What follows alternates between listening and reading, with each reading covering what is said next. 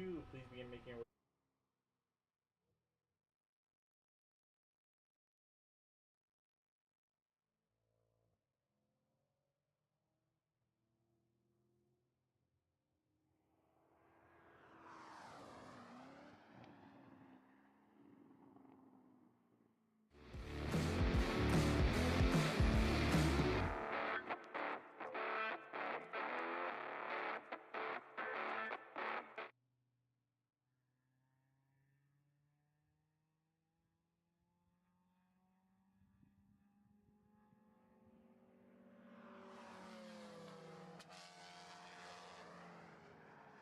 Check, check, check.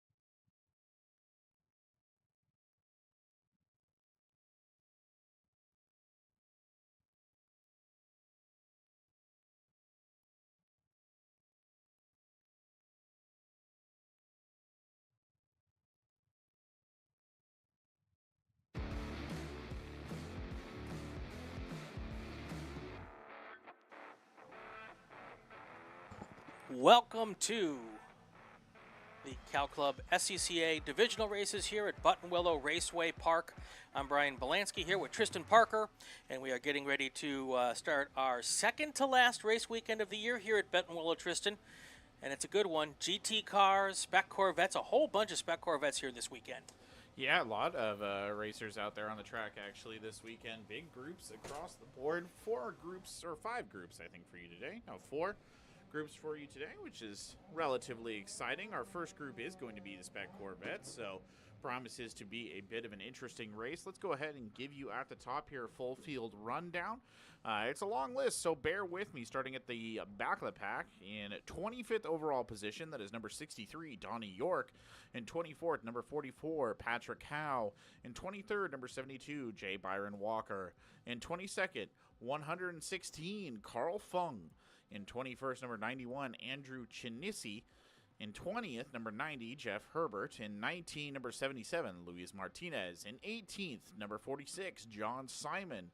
Next to him in 17, number 39, Kevin Jones. In front of them in 16th, number 22, Ollie Thordarson. In 15th, number 62, Christopher Qualls. In 14th, number 37, Evan Gold. Alongside him, number 7, Darren Griffin. In number 12th, 163, Michael Arnheider. In 11th, number 32, Greg Nestor. And in 10th, number 16, Joshua Pitt. Alongside him, number 7, AP Miranda. Holding on at 8th is number 35, Josh Carroll. And in 7th is number 17, Robert Weston. Number 6 is 155, Jim Tway. Number 5 is number 71, David Holmes. 4th overall, number 73, Mark LaCour. 3rd overall, number 60, Rick Parker. In 2nd, number 9, Sean Woodward. And then at the top of it all by time is number 19, Bob Blizzard. Should keep in mind, though, Brian, it is a split start here, I believe, between the spec Corvettes and the GTs and I think everybody else. Well, that's what they tend to do here for some of these groups, especially when there's a group that has a large class in it, like the spec Corvettes here this weekend. So it'll be really interesting to see how that all plays out as we get going here. And we are getting ready for 5 races today, 5 races tomorrow. As you can see, the pace car with the field coming down right straight into our cameras in our living rooms here on the drag strip. And we get ready to go racing here. I think, I have to look it up, but I think we're doing, what is our race length today? These are 30-minute races, and they are timed today, and they are 30-minute races tomorrow as well. So we'll get the timer clock up, and as always, the timer clock on these races is not official, but it's usually pretty darn close. Yeah, it'll be race configuration 25A today, one of our longer configurations there, so we'll see what they do. Kind of going backwards in terms of turn numbers, but that's okay. Generally tends to be the way some directions will run out here in Buttonwillow, but big group. Should be quite interesting to see what we have on hand in this setup. I do love watching the spec Corvettes, the GTs go out there, so it's going to be fun. Good, beautiful day.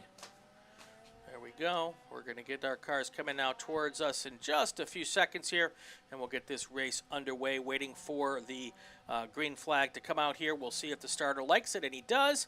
And there is your green flag flying, and of course, I have the wrong camera up, so let me go take care of that. And here we go. There we go, of course. What a good way to get the day started, Tristan. Oh, he's going to have something. That's fine. I love it. I just love it. GT is coming through at speed, and our spec Corvette should be following them not too long after, so we'll keep an eye on the green flag. You can see them coming around here, all lined up in a row. And here they are. Well, let's get the second start here. Here are your spec Corvettes as they come through for the first time here, taking their green flag. And we do have some cool stuff. Sorry for the artifacts on the camera here. Some cool things going on this weekend here. We have...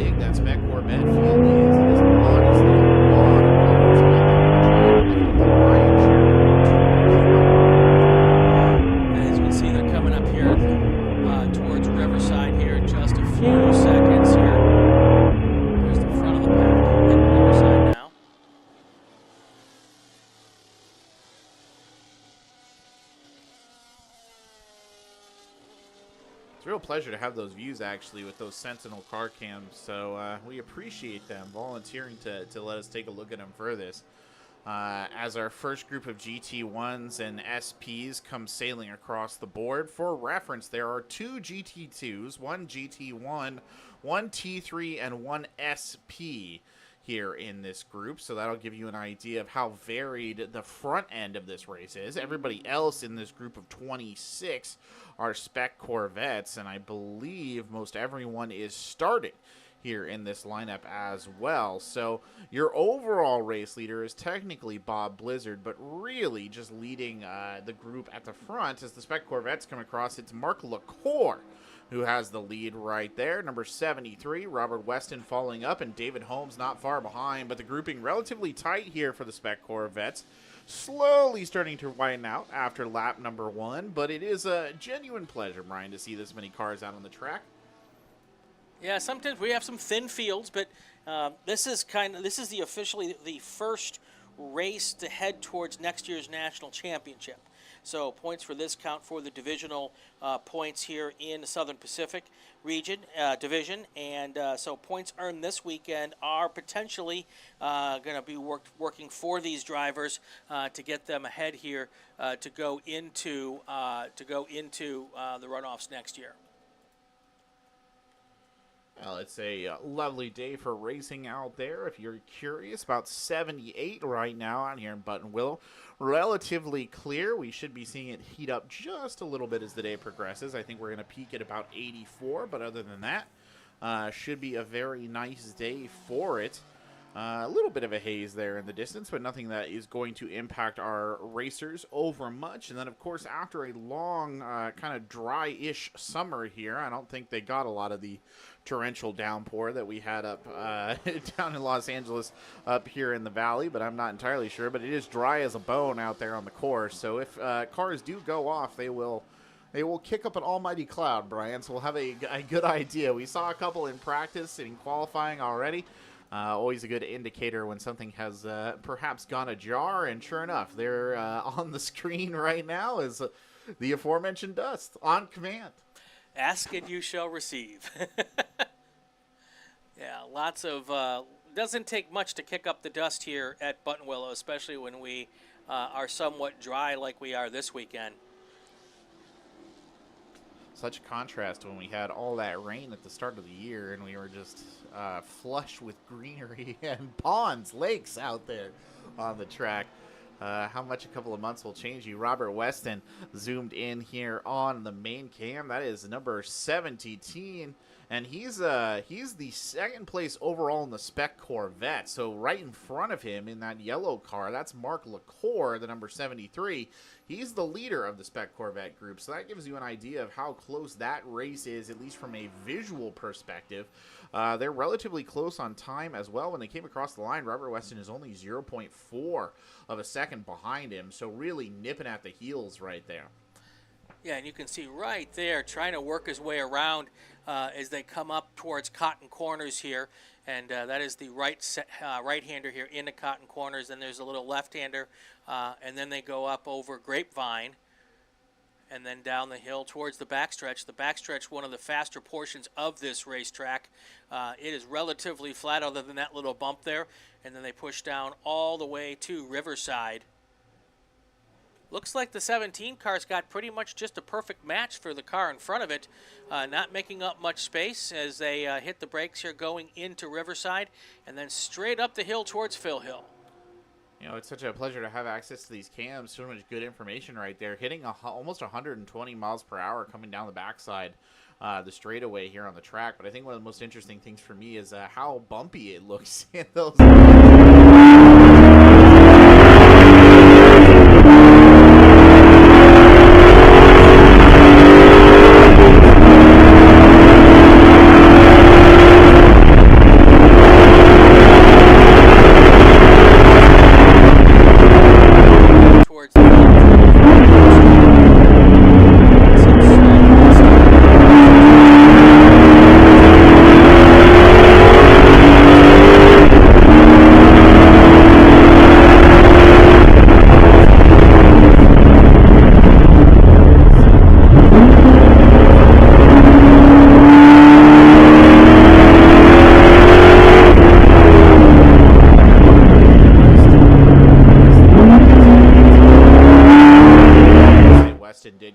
up a little bit on the third lap, 0.25 now between him and the lead car. Josh Carroll, who's a little bit farther down the pack, currently chasing the heels of Jim Tway. That'll be the car that is in front of him. And again, a relatively close affair, sort of a grouping of three right there that you're watching on your screen. All of them relatively close to one another.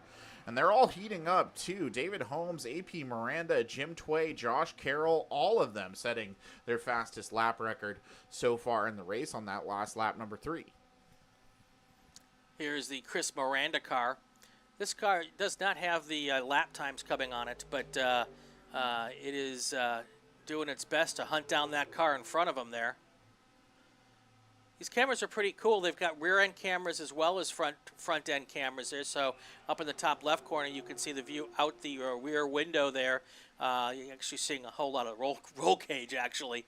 But that is the view out of the back of the number 7 car here. Really putting up those speeds coming down the straightaway, almost up to 135 right there, but not really gaining on the car in front of him. And if I'm reading my sheet correctly, that'll be David Holmes who's there in the lead. But Miranda has already had a relatively good race here, jumped about 5 places in their starting position, so really pushed up. Now back to Ollie Thordarson, who's been having a little bit more of a rough race, all things considered, down farther.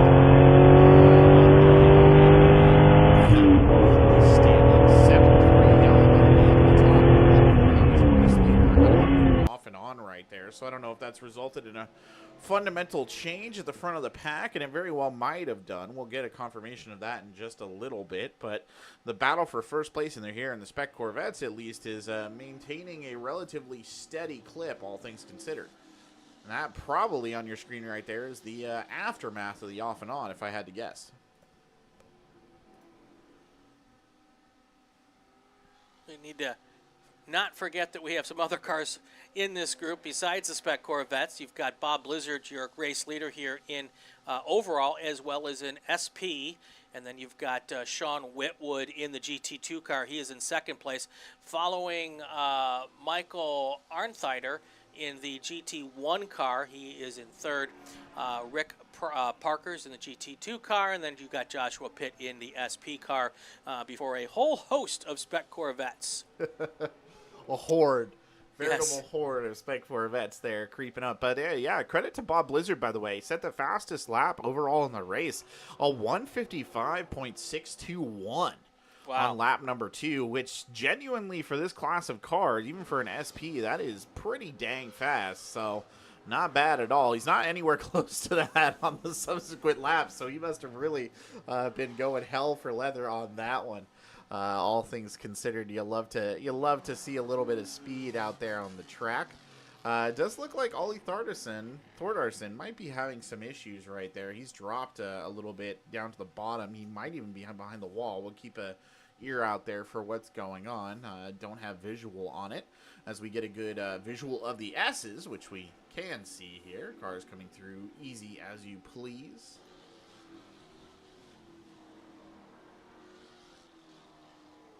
Approximately 19 minutes left to go in this 30-minute race.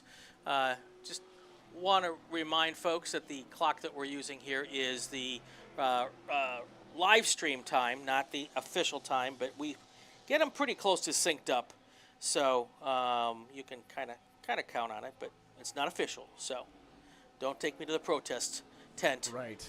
You know, keep me away from the stewards. We shan't be sending you to the stewards. Yes. I think we're fine so far.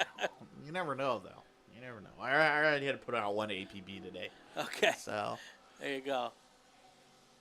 Keeping an eye just on the front of those Spec Corvettes, Robert Weston did indeed get around Mark LaCour, so the positioning has changed. Bob Blizzard continuing to maintain a pretty efficient lead up there in the other group here of the split start, 9 seconds ahead of Sean Whitwood in the GT2s. The one GT1, by the way, that's Michael Arnheiter in 163. I think he had a little bit of a whoopsie doodle earlier on in the last lap, but otherwise recovered and back on the beat.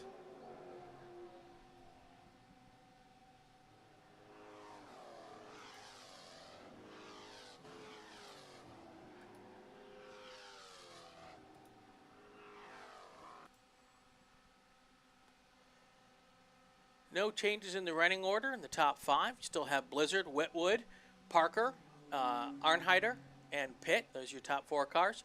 Then you've got Weston, LaCourte, Holmes, Miranda, and Tway. That is your top 5 in Spec Corvette.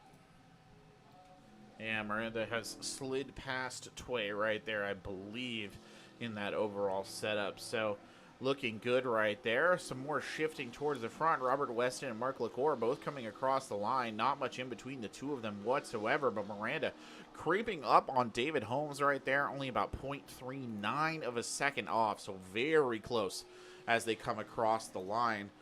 Something to keep an eye on there. Big old cloud of dust kicked up. I believe that is number 16 blue Joshua Pitt. Not sure if that is that particular station or another one, but it does sound like Joshua Pitt is going to have to drop out here to do some sort of mechanical error.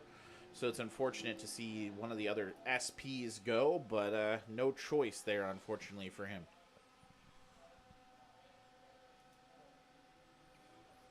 Back in car now with Robert Weston. He is your race leader here in Spec Corvette.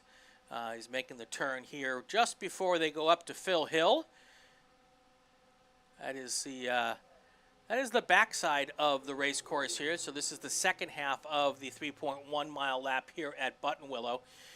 Phil Hill exits onto the section of the racetrack we call the drag strip and heads down here to the Star Mazda turn.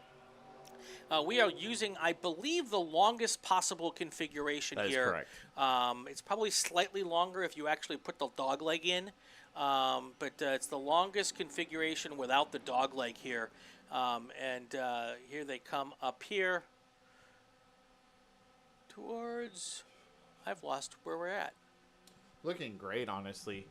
Very smooth across the board there for Robert Weston and hitting some huge speeds here in these straightaways. He should be coming down the drag strip, maybe into the Star Mazda. Yeah, I believe that's what we're looking at right now. That's Star Mazda, yep. And he's just powering forward. He's, it's, again, great to see the perspective here. It's also cool to see that rear cam because you get a good idea of kind of how much he's starting to pull away right there. I believe you can just see a yellow car right there in his rear view. That is probably the number 73 car, Mark LaCour. So Robert Weston has taken a lead here and run with it, but a little bit of fidgeting right there as he comes on to the straightaway. Can't be too happy about that. All right, now we're looking at the Josh Carroll car, number 35. His last lap was at 2:01. And you can see there was a blue car right off there behind the flag station. Thank you very much for parking there and not making the volunteers chase halfway across yonder to go find you. But here is Carroll coming on to the this is the I-5 section of the racetrack. And then Cotton Corner is this corner they're coming up to right here. That's the right-hander. And then once they go through this little S section, they will get to the Grapevine. And then Carroll will make the right-hander down the little hill onto the back straight here.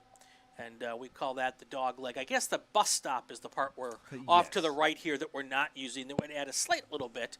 But this configuration is 3.1 miles long. And as you can see, 126, 130 miles per hour before they hit the brakes to go into Riverside. So that's a good bit of speed there out of these Corvettes. And these are essentially street prepared cars. There's not a whole lot done to them other than the safety equipment. But the one thing that they do have going on is the word spec in the class, which means all of them have essentially the same stuff. So it's all about the driver, less about the equipment, and that makes it a fun class. And I think that's probably why there's a whole bunch of them here this weekend. They're almost certainly the reason why there's a bunch of them here, but we are, according to Race Control, halfway across the mark, so let's go ahead and give you our halfway full field rundown here, brought to you by the Inside the SCCA podcast and Porterfield Brakes. Starting in first place with number 19, Bob Blizzard. In second place, number 9, Sean Whitwood. In third, number 60, Rick Parker.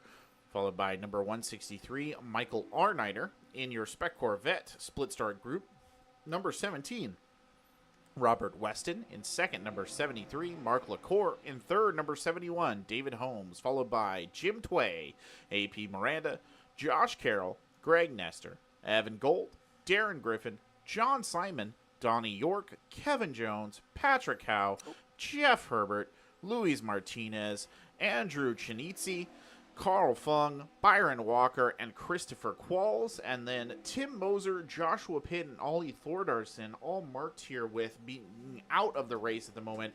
And the Ollie Thordarson camera right there confirming that. Yes, it proves the point there. He has had a day, and it is over for him. But he gets a chance to do it again tomorrow. Hood's up, and maybe they can do a tweak and get him back out there. But in the meantime, there's a shot of the front straight. Have we had many shots of the front straight without a puff of dust?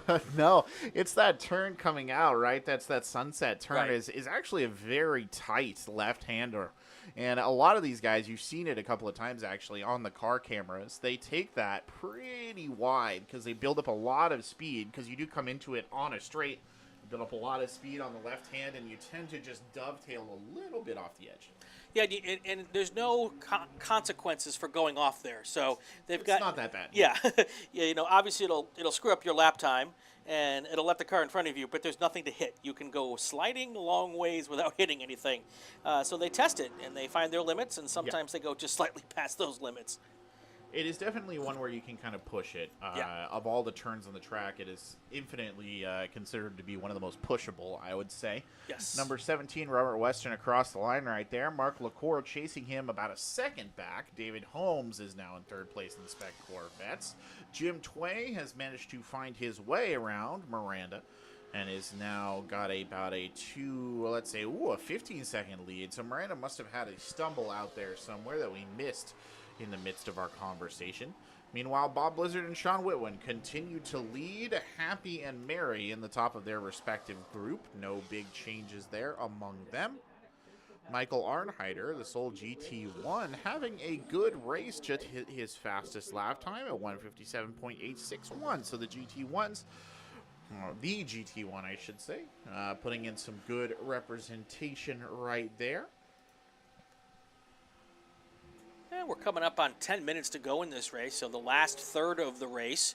And good news is that it is not hot here this weekend, so drivers should be able to make the distance without any issues here. There are sometimes you come out here, even in October, where we're well into the 90s. I think that was last year, wasn't it, out here in October? I want to say it was boiling. It was one of the hottest days we'd ever had. It was pretty toasty. So, so that works out well as far as the temperature goes. Mother Nature is a race fan this weekend. Heading back over to the Robert Weston car here. Oh, and look at that. That is just such close racing as they make the left-hander heading up towards Phil Hill here. And I don't think this battle is done. No, not by a long shot. What an unfortunate time to check in there with Robert Weston just as he puts a pair of wheels off on the left-hand side of the track, and that's all it took for number 73 to pop forward. But look and now he goes wide. The favor returned, the track betraying the other driver in that situation. That was Mark LaCour, and Robert Weston is gifted an opportunity right there to solidify himself back in the lead. He's probably actually might not have Mark LaCour as a challenger anymore in his rearview mirror. It looks to me like that's number 71, David Holmes, who has now crept up on him as we go back and take a look at the Miranda car. Yeah, we'll take a look here to see if that car that went off here at A section is still there. It looks like it probably just recovered and continued, and you can see still a big puff of dust there. And I don't know if that's the Corvette trying to come back on, or probably it was the Corvette coming back on. And it will be up here somewhere in front of Mr. Miranda here. But that's a tough way to lose out your first place positioning there by going off at the A section. It certainly is, and you got to feel for him just a little bit on that one. But, you know, it's the way it goes out here sometimes. So we'll see if Mark LaCour can battle back into this. He's going to have to get around Jim Tway and David Holmes, respectively, to now get back into it. Robert Weston just has to hold his line, essentially, because he's got about 2 seconds, 1.5 seconds in clarification, ahead of David Holmes.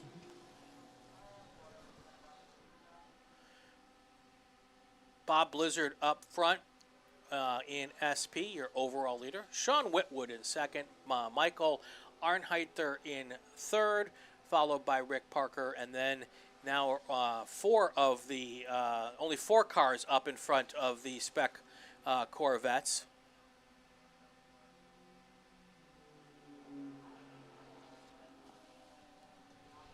Well, running out of time in the race here with these lap times. Maybe a couple more, 2 or 3, perhaps. I'd say 3 is probably a reasonable estimate. Yeah, that's a probably good guess here. Maybe 4 if we're lucky.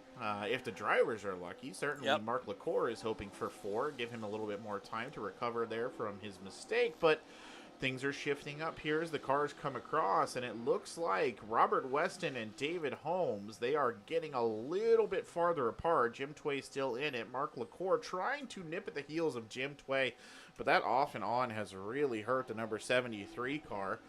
We'll see the rest of the spec Corvettes coming across the line here. We're looking over at the A section, just getting an idea of the movement. Always confuses me a bit, that Riverside angle, because you can see... What is that, the 5 out there in the distance? No, that's Lurdo Highway. Oh, there you go. Okay. Yep. So, that's pointing north.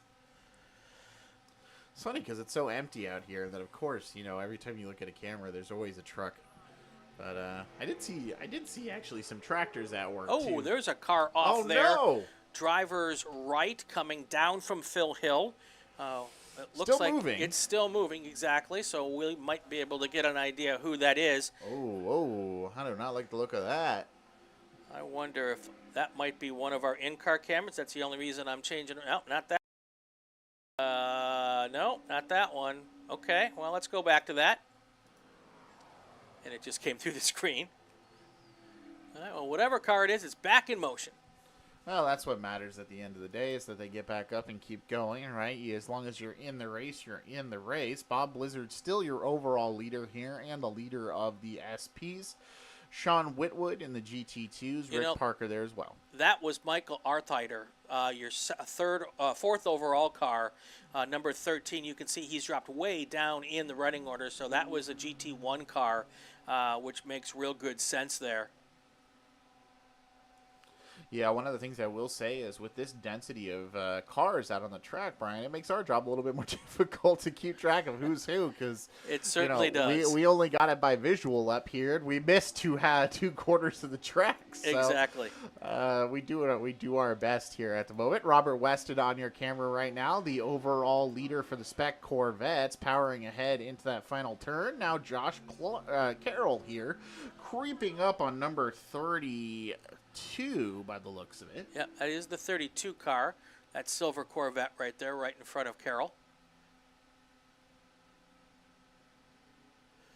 And even that little section of S's, they're still pushing at 110 miles per hour pretty much as they go through there before they woe it down to go into... Oh, look at the big tank slapper by 32. Ooh. He is going to lose so much momentum there. That's going to allow Carroll to just drive right by as they go into the first corner here. But that car was able to collect it enough to just lose one position, and not by much. We'll see if that car can try to move back. You can see the car now right behind him in the rear view mirror there, and actually the corner camera out the back.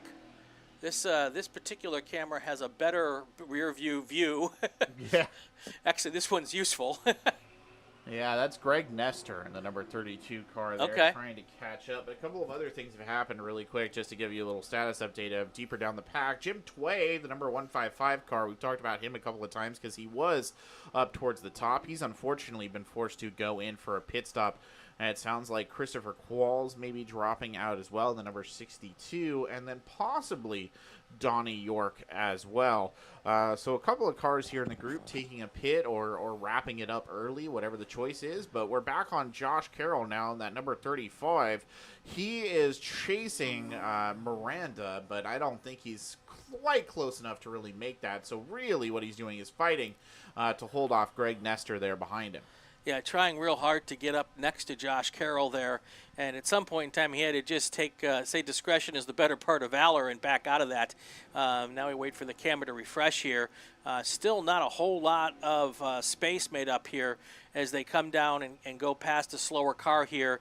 That looks like it's an A sedan Camaro they're going around right now. Could be an SP Camaro also. But both those cars seem to make it by just fine as they head through the S's here. And you can see the Nestor car there still hanging on, trying to get some decent run here before they get off onto the main straight. Here's where he had all the problems, and you can tell he's kind of taking this one just slightly easier after that situation. And Carroll makes it through just fine. Yeah, you got a good illustration right there on that camera angle of what we were talking about a little bit earlier with the width that they take that turn. Because Carroll's right up on the warning track when they come through there. Here's your leader in the Spec Corvettes. That's Robert Weston. He's been having a very clean race ever since that one little hiccup, and then you saw the return of Mark LaCour's hiccup, and he's just powered through. And ever since then, been holding it very clean, just opening it up. David Holmes is the closest to him, 3.5 seconds behind him. So we'll see him put on a little bit speed here as he comes into the dog leg, as to be expected.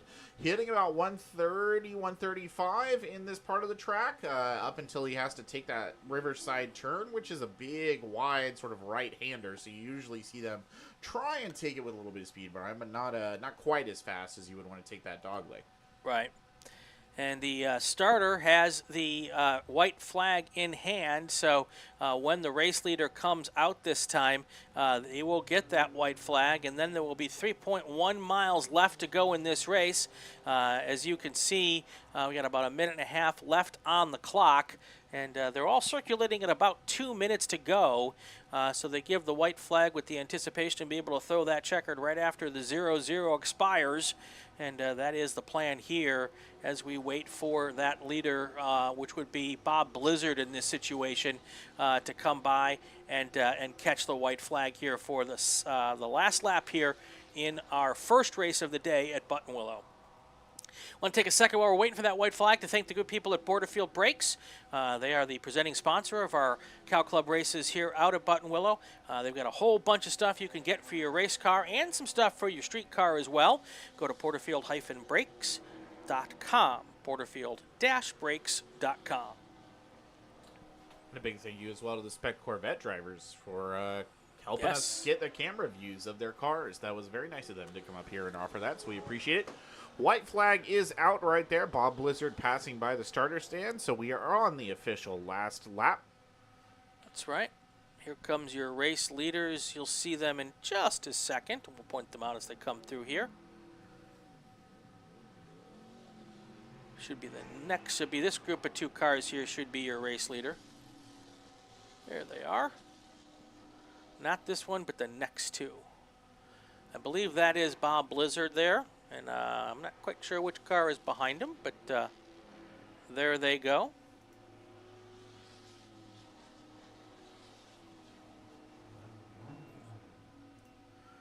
And here is your race leader in Spec Corvette. We'll put that camera up in just a second. There we go. Now, I'm not quite sure if he caught the white flag. I think he probably did, so this is probably his last race lap as well.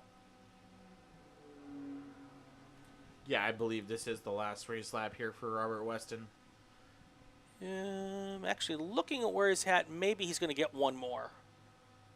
But we're going to know in just a second, if nothing else. You're right. That's a fair point. Now that I look at it again, well, we'll take a look. As much as we want to be pinpoint on these car cameras as well, there probably is a little bit of a delay between when we see them and when we don't. So Robert Weston may be a little bit farther ahead than the camera would belie, and I think that's the truth because I just saw Mark LaCour come across the line right here, and he is definitely behind Robert Weston. But still, gives us a good idea of how the race looks from Robert Weston's perspective. He's just got to hold his line, honestly. All these cars at the lead, David Holmes, Mark LaCour, they just have to hold on to their line right now and maintain their spacing, and that's all they need to do in order to walk this one in for their points. Now the starter has the checkered flag in hand, looking for the race leader. The checkered flag is in the air. Here they come towards the line, and Bob Blizzard is going to take the overall win, followed by Sean Whitwood, likely. We'll have to wait for them to cross the line. That means that Robert Weston gets almost a full lap here. We'll go back to him in just a second and catch his final 4 or 5 turns here as he comes down to take the checkered flag himself.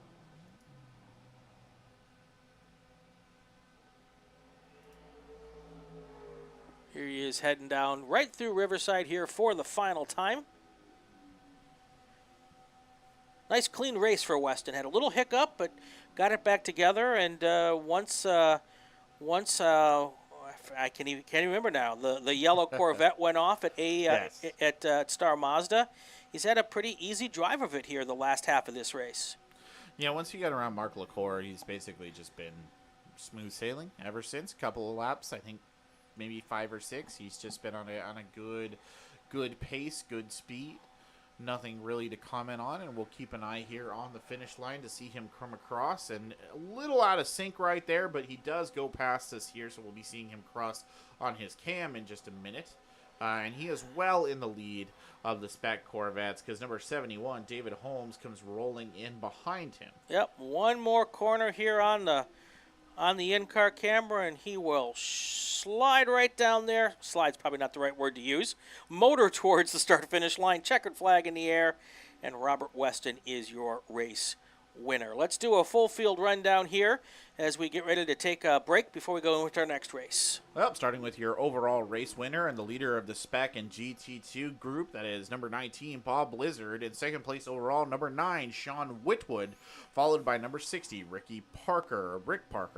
In fourth place overall, but first place in the Spec Corvettes, that's number 17, Robert Weston, followed by number 71, David Holmes, and number 73, Mark LaCour. They are followed by the remainder of the Spec Corvettes, that is AP Miranda, Greg Nestor, Josh Carroll, Evan Gold, Darren Griffin, John Simon, Donnie York, Kevin Jones, Patrick Howe, Louis Martinez, Jeff Herbert, Andrew Chinitzi, Carl Fung, J. Byron Walker, and then unable to finish the race for a variety of reasons, Jim Tway, Michael Arnheider, Tim Moser, Christopher Qualls, Joshua Pitt, and Ollie Thordarson. There you go.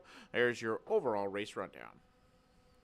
All right, that's going to do it for our first race of the day. When we come back, we will have race 2 ready to go here for you.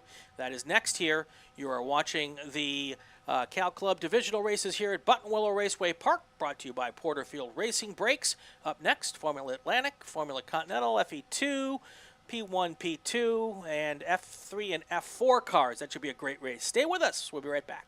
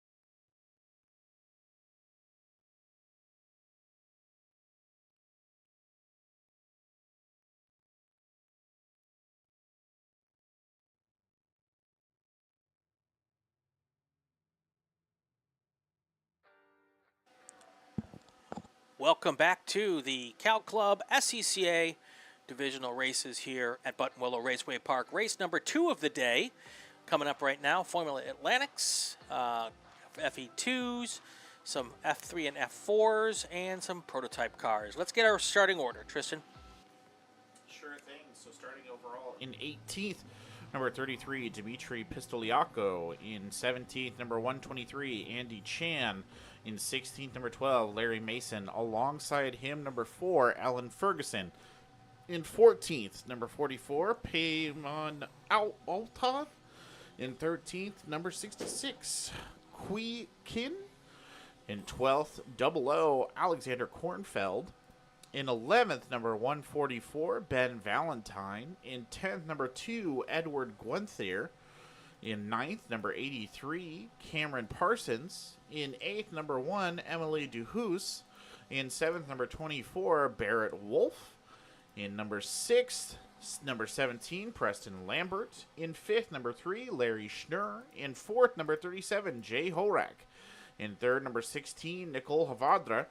In 2nd, number 2, Jet Bowling. And then finally in 1st, number 52, Joseph Vizzo. All right.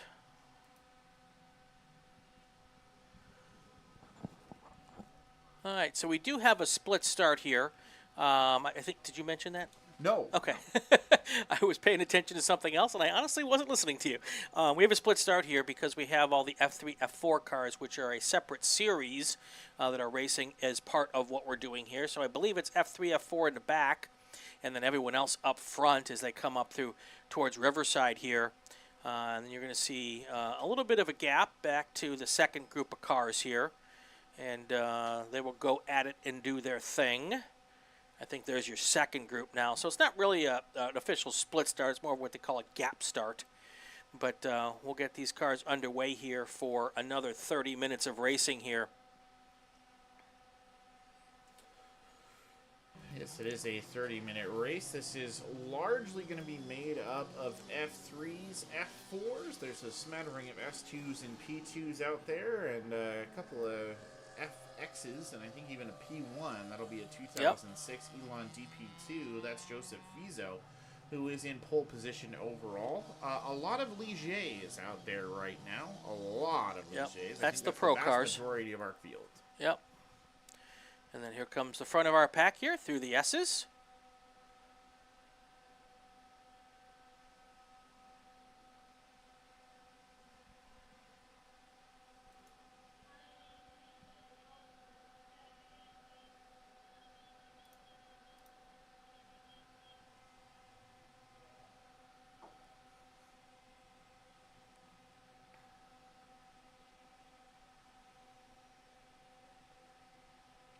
And we have our pace car on the pit lane. Here comes our field towards the start stand. Green flag is in the air, and we're going to go racing here. There's our first field through without any issues so far. Not seeing any dust at the end of the first corner. That's a good sign. And our second field now takes the green flag. Getting ahead of myself. Takes the checkered flag. Takes the green flag. Here they come here as they come through the A section and towards Cotton Corners. That camera's moved up a little bit from where we normally put it. Usually it's back about another, eighth of a mile or so. But it's a pretty cool view here. We don't get usually up close and personal with the A section like this very often, so. No, we don't. And, I mean, it'll be cool to get all these different views, watch them go around the track here. Just a reminder, of course, that timer at the top of your screen, that is our time, not the official kind of race control time. Right. So it could vary on that just a little bit. But we're on our first lap right now. Kind of just got to wait and see how the field shakes out coming off these split starts right there. A little bit of dust, just a little bit of dust over by the grapevine. So somebody must have had a bit of an off and on. But nothing too ultra dramatic so far here. Yep, Nicole Havadra, one of those Ligiers you were talking about earlier, We had her on the Inside the SCCA podcast. What a fantastic young human.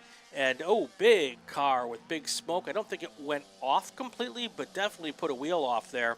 But we had a chance to talk with her, and she is really doing some international racing in a couple of different series. And she got to sit down with her hero, Lewis Hamilton. Oh, awesome. And did a piece for the CBC. She's Canadian. And that was pretty darn cool. We talked about what it was like to learn from him and everything. And I asked her if she got his digits so she could use him as a mentor. She did not answer my question. Funny. Yeah, but they have a shared sponsor, and that's how that all put together. Cool. Very interesting. Well, on the track right now, number 2, Jet Bowling, has taken the overall lead. Joseph Vizzo has fallen back just one place. There's a car going slow there. And then Nicole Havadra is in 3rd overall. So just to keep it in perspective, that's what the top of the grid looks like. Yeah. Not quite sure which car that was going slow, but hopefully it won't make it. Oh, no, it is stopped out there. We can see right between the trees there. There's a car way out there right next to that little tree there, Tristan. And if you look straight out over the little hut there, they're, depending on where that thing pulled off, that may end up having to be gone and gotten to. Fortunately, I don't have a camera on that. Just have to take our word for it. So, but, the corner workers will let the race control know if it's in a bad position. If not, we're going to keep racing. And here comes that prototype car of Jet Bowling, Joseph Viso, and then right behind him is Nicole Havadra, who I was just talking about earlier. She is really an up-and-coming star in the Formula Car ranks here. Canadian. And interesting story about how her parents travel all over in a motorhome, taking her up and down the United States and all across Canada to keep up with her racing action. So cool stuff. Yep. Well, Joseph Viso has pushed ahead in the lead right here, taking back that pole spot. Nicole Havadra moved up to 2nd, and Jay Horak now in 3rd. Looks like Jet Bowling, who was the leader, might have unfortunately gone off. Larry Schnurr was the one who came in 4th right there, and Jet Bowling's stock just continues to drop. Sounds like from the chatter he's off somewhere, and they're going to have to go retrieve him. That might be the car that you spotted out there, Brian. And, of course, I didn't bring my binoculars with me this weekend, so I'm flying a little blind on those far away areas.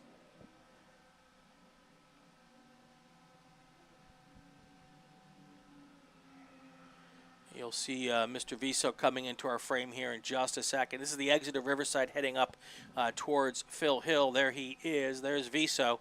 And then right behind him is Nicole Havadra and a couple of other. There's 3 of those F3 cars, Havadra, Horak, and Schnurr, as they come through there.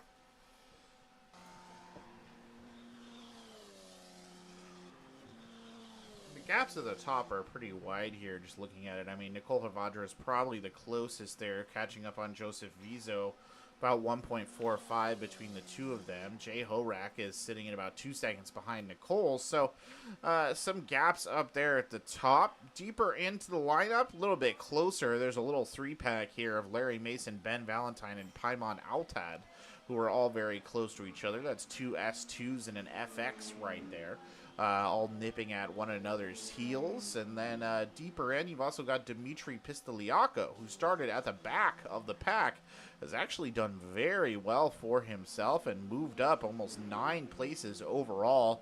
2 cars, by the way, officially out of the race right now as it stands. That's number 2, Jet Bowling, who did briefly hold the lead, and number 1, Emily DeHoos, who has fallen back, who was already a little bit at the back of the pack and has apparently had to pull out at this stage. About 24 minutes to go here in this race. Doing 30 laps for all of our races today, so they're all timed. I believe they're going to be all timed tomorrow as well.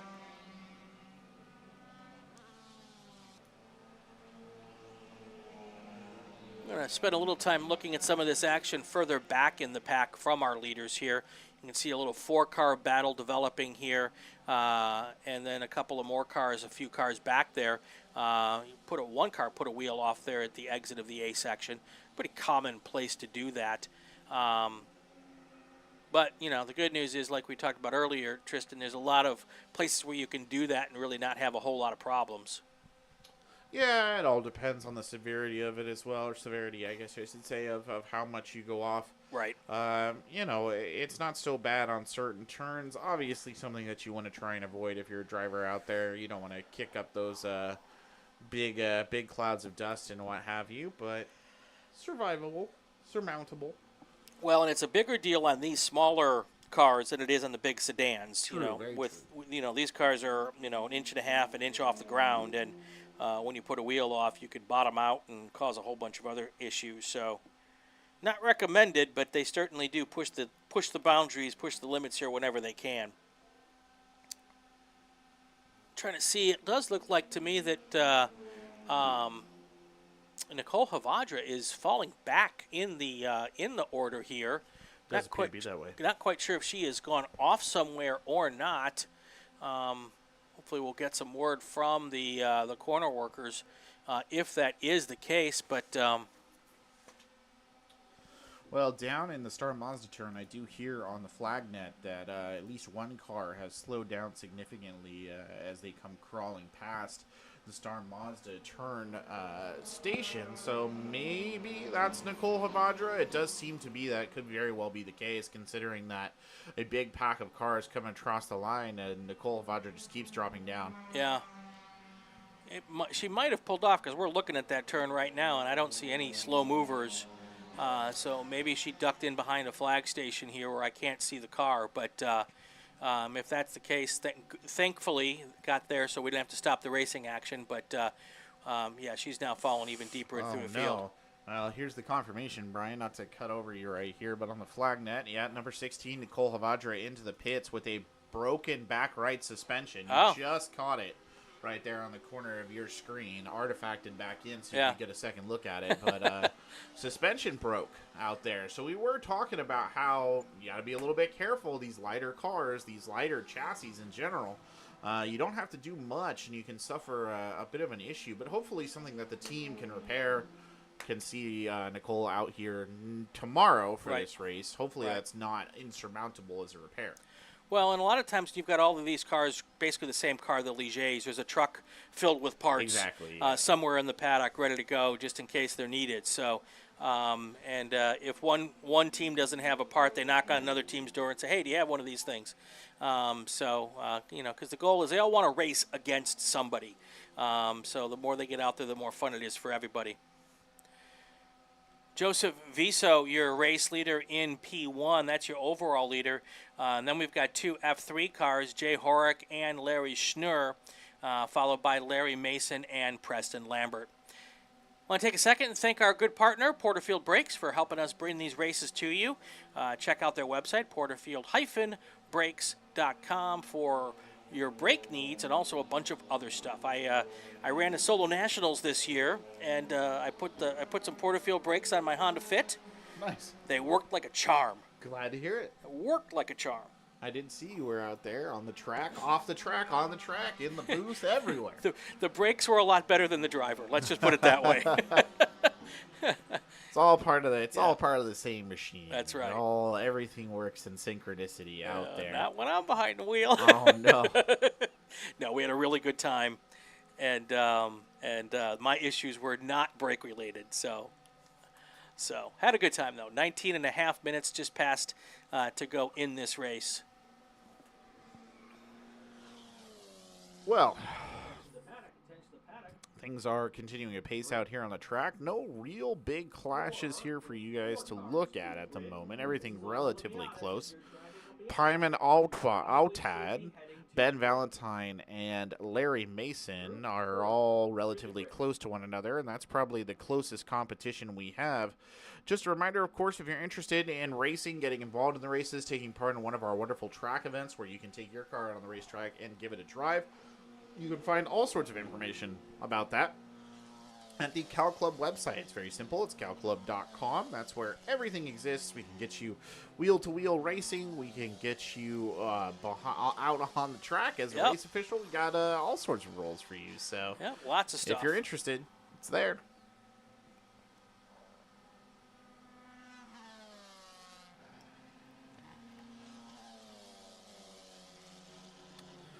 Front of the group looking relatively solid. Joseph Vizo, Jay Horak, Larry Schnurr, Preston Lambert, all of them having a fine time. Big shout out, by the way, to Dimitri Pistoliaco, who started way down and has climbed 13 overall places. Helped a little bit by a couple of cars dropping out of the race, but even if we include the ones that dropped, Dimitri Pistoliaco has gone up 10 places in this, which is genuinely quite impressive. All things considered. He also just set his fastest lap time, which was a 1:52.976. So, well done, Pistoliaco, in a very solid race. Yeah, he is in one of those Ligiers, and he did not turn a lap during qualifying, which is why he started in the back.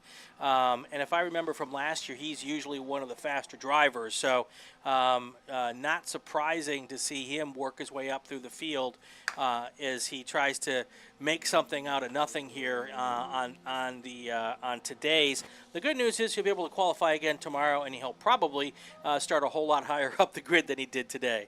So. Just to reaffirm as well, Joseph Vizo setting the fastest lap of the race so far on lap number 7, a 1:44.674, which is awfully fast, all things considered. That's not a bad time at all to have next to your name here. Jay Horak, Larry Schnurr, Preston Lambert still holding it up in that second group that's nipping at the heels. Joseph Vizo of that split start, I think, kind of standing alone there at the top. The rest of those cars either dropping out or falling down in places and being overtaken.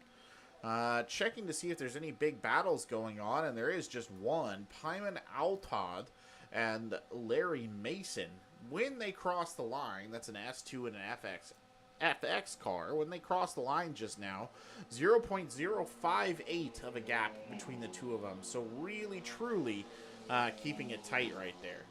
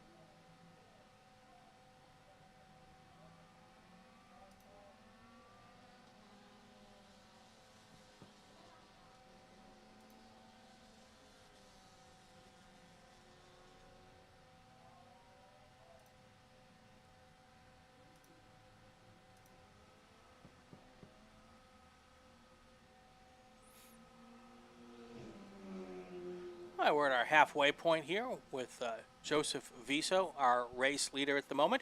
This would be a perfect time for a full field rundown. Let's go ahead and bring you that full field rundown brought to you by the Inside the SCCA podcast. Starting at the top of your list, as mentioned, number 52, Joseph Vizo in first place overall. In second, number 37, Jay Horak. In third, number 3, Larry Schnurr. In fourth, number 17, Preston Lambert. In fifth, number 33, Dimitri Pistoliaco, followed by number 24, Barrett Wolf. Number 144, Ben Valentine. Number 44, Pyman Alta. Number 12, Larry Mason. Number 72, Taylor Carmona. Number 00s, that's Alexander Kornfeld. In number 21, Kui Kin. In number 7, Corey Condit. Number 4, Alan Ferguson. Number 123, Andy Chan. And that is your full field rundown here at the halfway mark.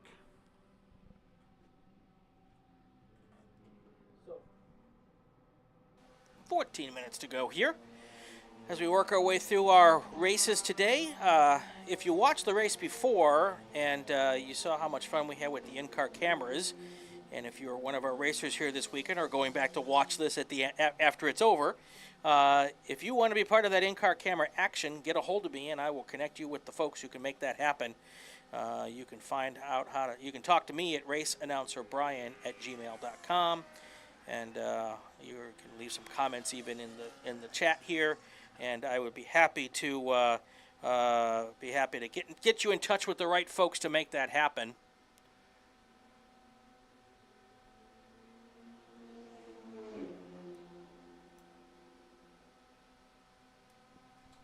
Well, Larry Schnurr and Preston Lambert setting their fastest times respectively, a 149.897 and a 152.161. Jay Horak a full 12.6 seconds behind Joseph Vizo, who still holds on to that lead, and then Larry Schnurr a full 33.5 seconds behind Jay Horak, so relatively well established up there at the top of the order. A lot of cars heating up right here, though. Ben Valentine, Pyman Altad, Larry Mason, Alexander Kornfeld, and Ellen Ferguson all putting in their fastest laps there on the last swing round the track. Which is all kind of interesting. You know, we're in this could be a weekend, especially today. I haven't looked at tomorrow's forecast, Tristan, but the weather today is about as perfect as it will get. And it would not surprise me as if we set some track records today. Temperatures are good. The humidity is low. Not a huge amount of wind out there, especially on these little cars. The wind can tend to push them around just a little bit. But this is really, really good weather. And Joseph Visos with a 144.674 is his purple lap today. That's a pretty darn good one. I don't have the lap records sheet in front of me. My bad on that, but I will try to get a hold of those over today, and we'll maybe get a chance to show you those tomorrow, or talk about them more tomorrow. Yeah, I mean, if the conditions hold as they are, you can't ask for much better. The track not too hot. The driver's not too hot, actually, for that matter. Did see some sunshades out there in the grid, but nothing compared to some of the days that we have seen. Most of these guys more than happy to just keep tearing around this track at a good clip, and why wouldn't you? It's a nice way to spend a Saturday afternoon. Just a reminder, we have more races coming down the pipe after this. 3 more, to be exact, if I remember my count correctly. Some big fields in that back line as well, so don't go anywhere. When this one wraps up, we'll be right on to the next. Pretty much almost on the dot, I think, based on what we had last time. Not a lot of change out there on the track, which is probably why I'm telling you about what's forthcoming. Do love, you know, as much as the artifacting, I know it annoys you, Brian. I do sometimes really like it, because it reminds me of those like 80s special effects graphics where they like, you know, is it Superman where he sends him to the negative zone and it just does the same image over and over again in a little line? It's great. Or when you won solitaire back on the old computer and it bounced all over the screen. You're not making me feel much better. I like it. I think it adds a certain aesthetic. A certain je ne sais quoi? Yeah, a certain je ne sais quoi. I used that word wrong. I got a whole bit. It's a malapropism. It's a malapropism for a word in another language when I use it, which is so weird. But a veritable cornucopia? Yeah, a veritable cornucopia. Wild stuff. Anyway. Couple of fast laps, by the way, coming in. We should give credit where credit is due. Larry Mason here coming across. He's deeper in the lineup. He's had a good race overall, but he just set his fastest lap, which was 155.846. Gotta love that. Barrett Wolf on a 153.9. And then finally, Larry Schnurr, who sets up at number 3. He's come in at a 148. Meanwhile, number 44, that's Pyman Altad, who honestly was pushing it quite hard to try and catch up with, I want to say it was Ben Valentine, Larry Mason, that pack. Unfortunately, has had to come in behind the wall for a pit stop, so he might be added there to the list of growing casualties. I have to wonder if these later session fast laps are coming because they've now finally blown all the dust off the track that was put up there by the Corvettes and the big cars. Entirely possible. And now they have actually a clean, nice racing surface to race on. Because, you know, all these cars are on slick tires, you know, Formula cars on slick tires. They like a nice, clean, squeaky clean track. So it might be that they have finally cleaned off the track, and now they've got a few laps here at the end of the race to set some really good times. Well, it's 21-ish minutes in, right? By Right. our count, 21-ish minutes in. So you've gotten, 8, 9 laps. You probably have a pretty good idea of what your lines are like. Something that, as much as a qualifying or a practice or whatever, a lot of them don't actually do the practice, to be fair. But as much as a qualifying would give you, I'm sure that the actual driving of the course, that probably gives you a much better feeling of what works. So, a matter of heating up. For what it's worth, Joseph Vizo still holding on that lap 7 fastest time, a 1:44, and again, that's faster by 2 seconds than any other car out there on the track. So that P1 car doing some serious work. That's the 2006 Elan DP02, and it is a beautiful car from the SFR region. But as a note, we talked about all these Ligiers that were in the race today. They have come from all over the place. We have Texas, Arizona, Las Vegas, all making an appearance. We've even got one Ligier from New York out there on the track, an NYR registered member of the SCCA. So that's some very fascinating diversity in this. I'm just curious. I used to be a New York region member. That's why I'm pulling up Alexander Kornfeld, huh? That a name I recognize. It's been a long time, but good on coming out here and playing with us here. And that's what you get when you have a Pro Series being part of our weekends here. Is you're going to get drivers to come from all over the country to race in these FRS Americas races. I'm pretty sure that's what this is. I will get some clarification on that during the evening hours tonight, and we'll talk about that a little bit more tomorrow. So, Viso, Horvath, Schnur, Lambert, and Pistoliaco. That is your top 5. Dimitri Pistoliaco has come up from last place on the grid all the way up to 5th. And looking at the gaps now, it's now a big ask to get. He's 52 seconds or so. Oh, no, I take that back. He's 3 seconds back from Lambert, so he might be able to pick off one more car here in the last 6.5 minutes here to get into 4th place if he can catch Preston Lambert. But to go from Lambert up to Larry Schnur, that's the big ask. There's a 52-second gap right now between 3rd and 4th place, but still a very impressive drive to start at the back of the field here and work his way up all the way into what is now 5th place overall here in that F4 car. Yeah, Dimitri Pistoliaco, really, I think probably the most impressive race out there at the moment. But as we did say, he didn't qual, so. Yeah, I'm not exactly sure if he had car problems or if he just didn't make it in time for qualifying. Sometimes that happens on Saturday morning. Uh-oh. People have to work, and are you seeing something I'm missing? Oh, somebody's just getting the naughty stick waved at them. I'm not sure yeah. Who it was, but it happens. It's better the naughty stick than the naughty flag. You're because right, the naughty stick is just telling you to suck it up a little bit. Yeah. The naughty flag, you got to come in and have a discussion with the principal. So you don't want to have to do that. No. So that's never a good thing here. But if you go off too many times, that gets you the naughty stick. So I think that is the situation that was developing with that driver right there. Is they've had a couple of kind of slips, hits and misses. Yep. And that's how it goes sometimes. Sometimes it's just hard to find a good line on the track, frankly. And some drivers do. You get a little. We talked about how smooth those tires are. You go off, you get a little bit of dirt on the tires, you get a little bit of dirt in the intake, or any number of things can really affect your performance. We talked about this earlier. We don't have the car cams for this group, but when you looked at the car cams last time, how outsized the movements of the car are on the actual driver, which I think is something very interesting. And you don't probably think about it that much as a viewer or somebody who likes to, listen to racing or whatever. But man, sometimes you hit the smallest bump in one of those cars and it just, the whole thing. Like an airplane in turbulence, right? Sure, it's very outsized for the actual difficulty of what you're doing. Well, and also the F3, F4 cars, this is the Learner Series. Right. This is the feeder series, the North American version of the feeder series for drivers who are aspiring to get maybe even to Formula 2 or Formula 1. Interesting. And they have the same cars in Europe, same cars doing their thing. So, if drivers can prove themselves here in F3 and F4, that might open the door for an invitation to go to Europe and race in F3 and F4 there, or even in F2. So, but you have very, very varying levels of experience, too, in these feeder series and these learner series. And that may be exactly what's going on here. It's interesting.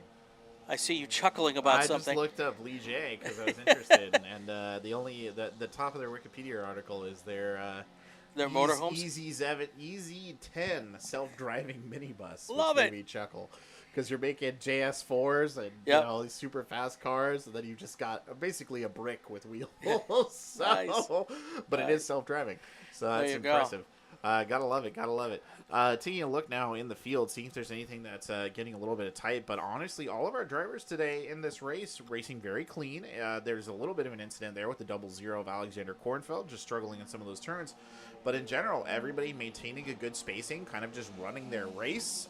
Joseph Vizo has pretty much run away with it up there in the lead, as has Jay Horak, Larry Schnurr, Preston Lambert. They are all well spaced out from one another. There was a little bit of clumping early on with some backs and forths, but everybody, I think, is fallen into a rhythm which they feel comfortable, and now it's just a matter of finishing the race in an efficient manner.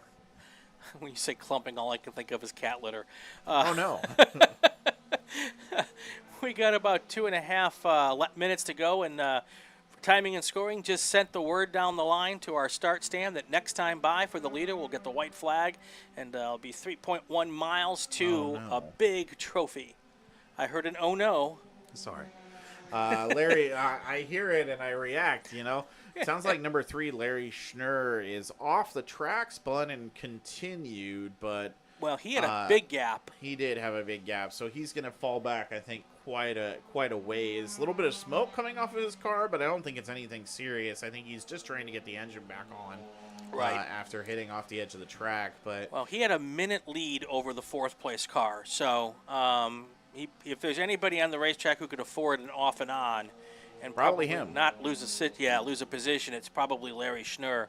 I've been keeping an eye on Pistialaco, and he's only been able to take off another second between him and the 4th place car. So it looks like he's probably got everything he's got out of that car for today, and he'll settle into a very impressive top 5 finish here. Yeah, I think Pistialaco is perfectly happy to run the race basically now, and I got to give him credit for that. Larry Schnurr just came past the tower, by the way, and he looks fine. So. And while we say 5th place, what's really important is he's 2nd place in his class. So that's a podium finish. Yeah. That's probably why he was pushing so hard to get ahead of Preston Lambert, because that would have been for a class win. So yeah, if we don't clarify, usually we're talking about overall order, right? And we'll clarify. But yeah, he's done really well. I mean, if you look at the individual group leaders, and we can take a look at them really quick because we're coming to our last lap. The white flag is out. It is Jay Horak, the individual leader of the F3s.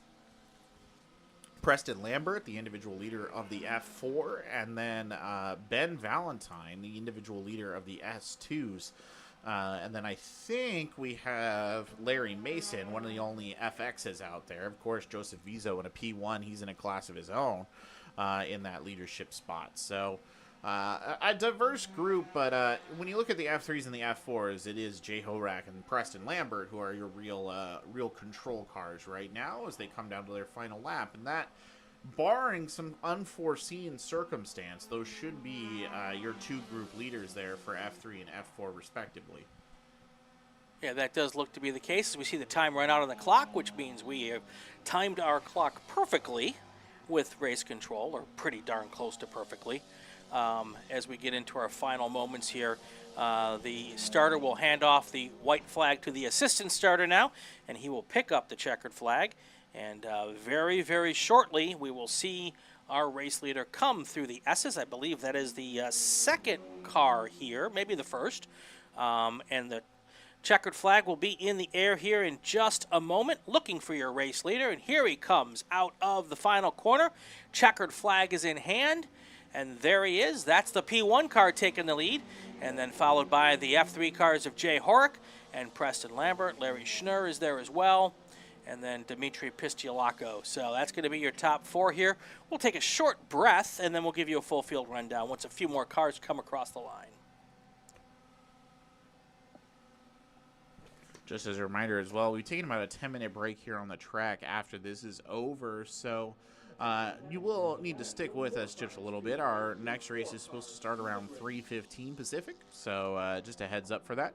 We'll go ahead and give you the full field rundown here. We've got enough cars across the line. I think our order is relatively set. So in first place, your overall winner, that's number 52, Joseph Vizo. In second place, overall for the F3s, that is number 37, Jay Horak. In third, number 3, Larry Schnurr. In fourth, number 17, Preston Lambert, your overall winner for the F4s. In fifth, number 33, Dimitri Pistoliaco. In sixth, number 24, Barrett Wolf. In seventh, number 144, Ben Valentine. In eighth, number 12, Larry Mason. In ninth, number 7, Corey Condit. In 10th, Taylor Carmona, number 72. Followed by Kui Kin, Alexander Kornfeld, Ellen Ferguson, Andy Chan, and then those racers who were not able to finish, Paiman Altad, Nicole Havadra, Jet Bowling, I should say, and Emily DeHoos right there are your DNFs, and that will complete your full race rundown here, brought to you by the SCCA and Porterfield Racing Brakes. That's right. For all your racing needs, go to porterfield-brakes.com. All right, so you can see our countdown. That is until the next race. A little less than 10 minutes to go.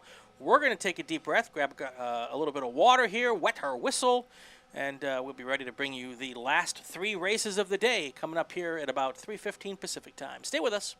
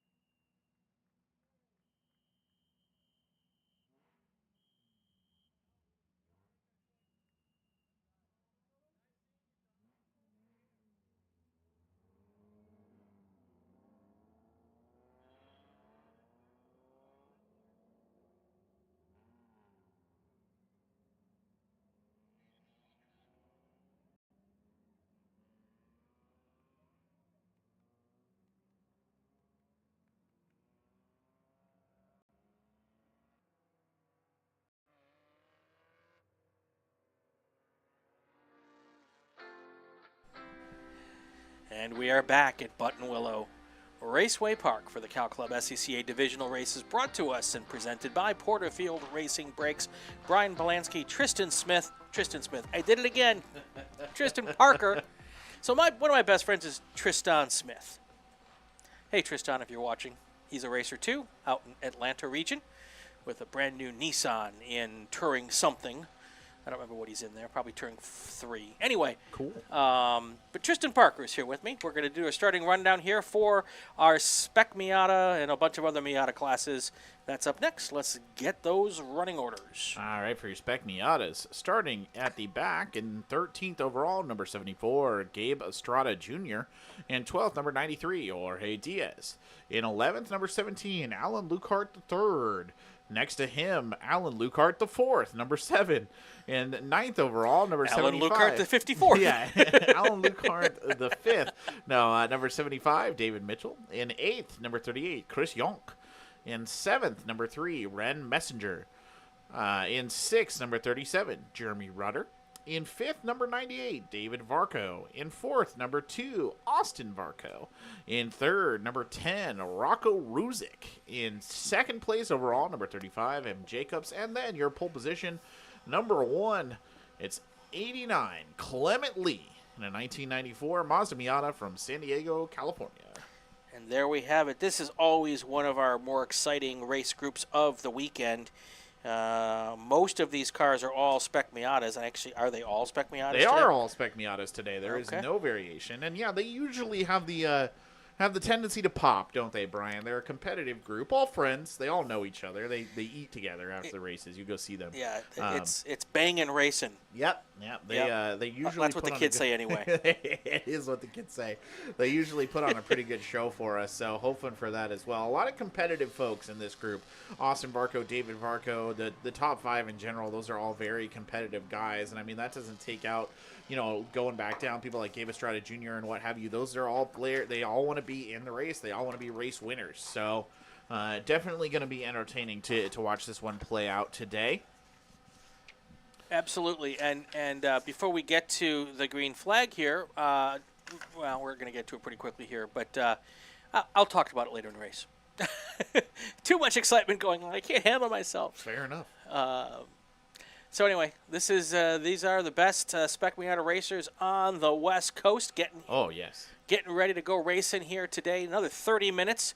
I want to make sure I got my finger on the countdown button here so we can get that timer to hopefully match up as close as possible with the racing with the official race time. Here comes our pace car on the pit lane, waiting for a potential green flag, and there we have it. Very, very early green flag. Here they come down towards the start-finish line. Clement Lee inching a little ahead as they try to go under 3 wide down the main straight, going into the first corner. This could either be really good or really bad. Yeah, that's fine. It's fine. Everybody so far, so good. I don't see any puffs of dust. 4 wide, though, for sure, actually, there for a little while. Again, what do you're these saying. people not realize I'm an old man? Yeah, that's wild when you see them come down like that. It's like I said, though, it's a competitive spirit. These folks like to race, no doubt about it. And that turn right there, the sunrise turn, is one of the favored passing turns for a lot of drivers in this configuration. Yep. We haven't seen a lot of it so far here today because our last couple of races have been a little, not sedentary is not the right word, but drivers kind of found pedantic. Their pace.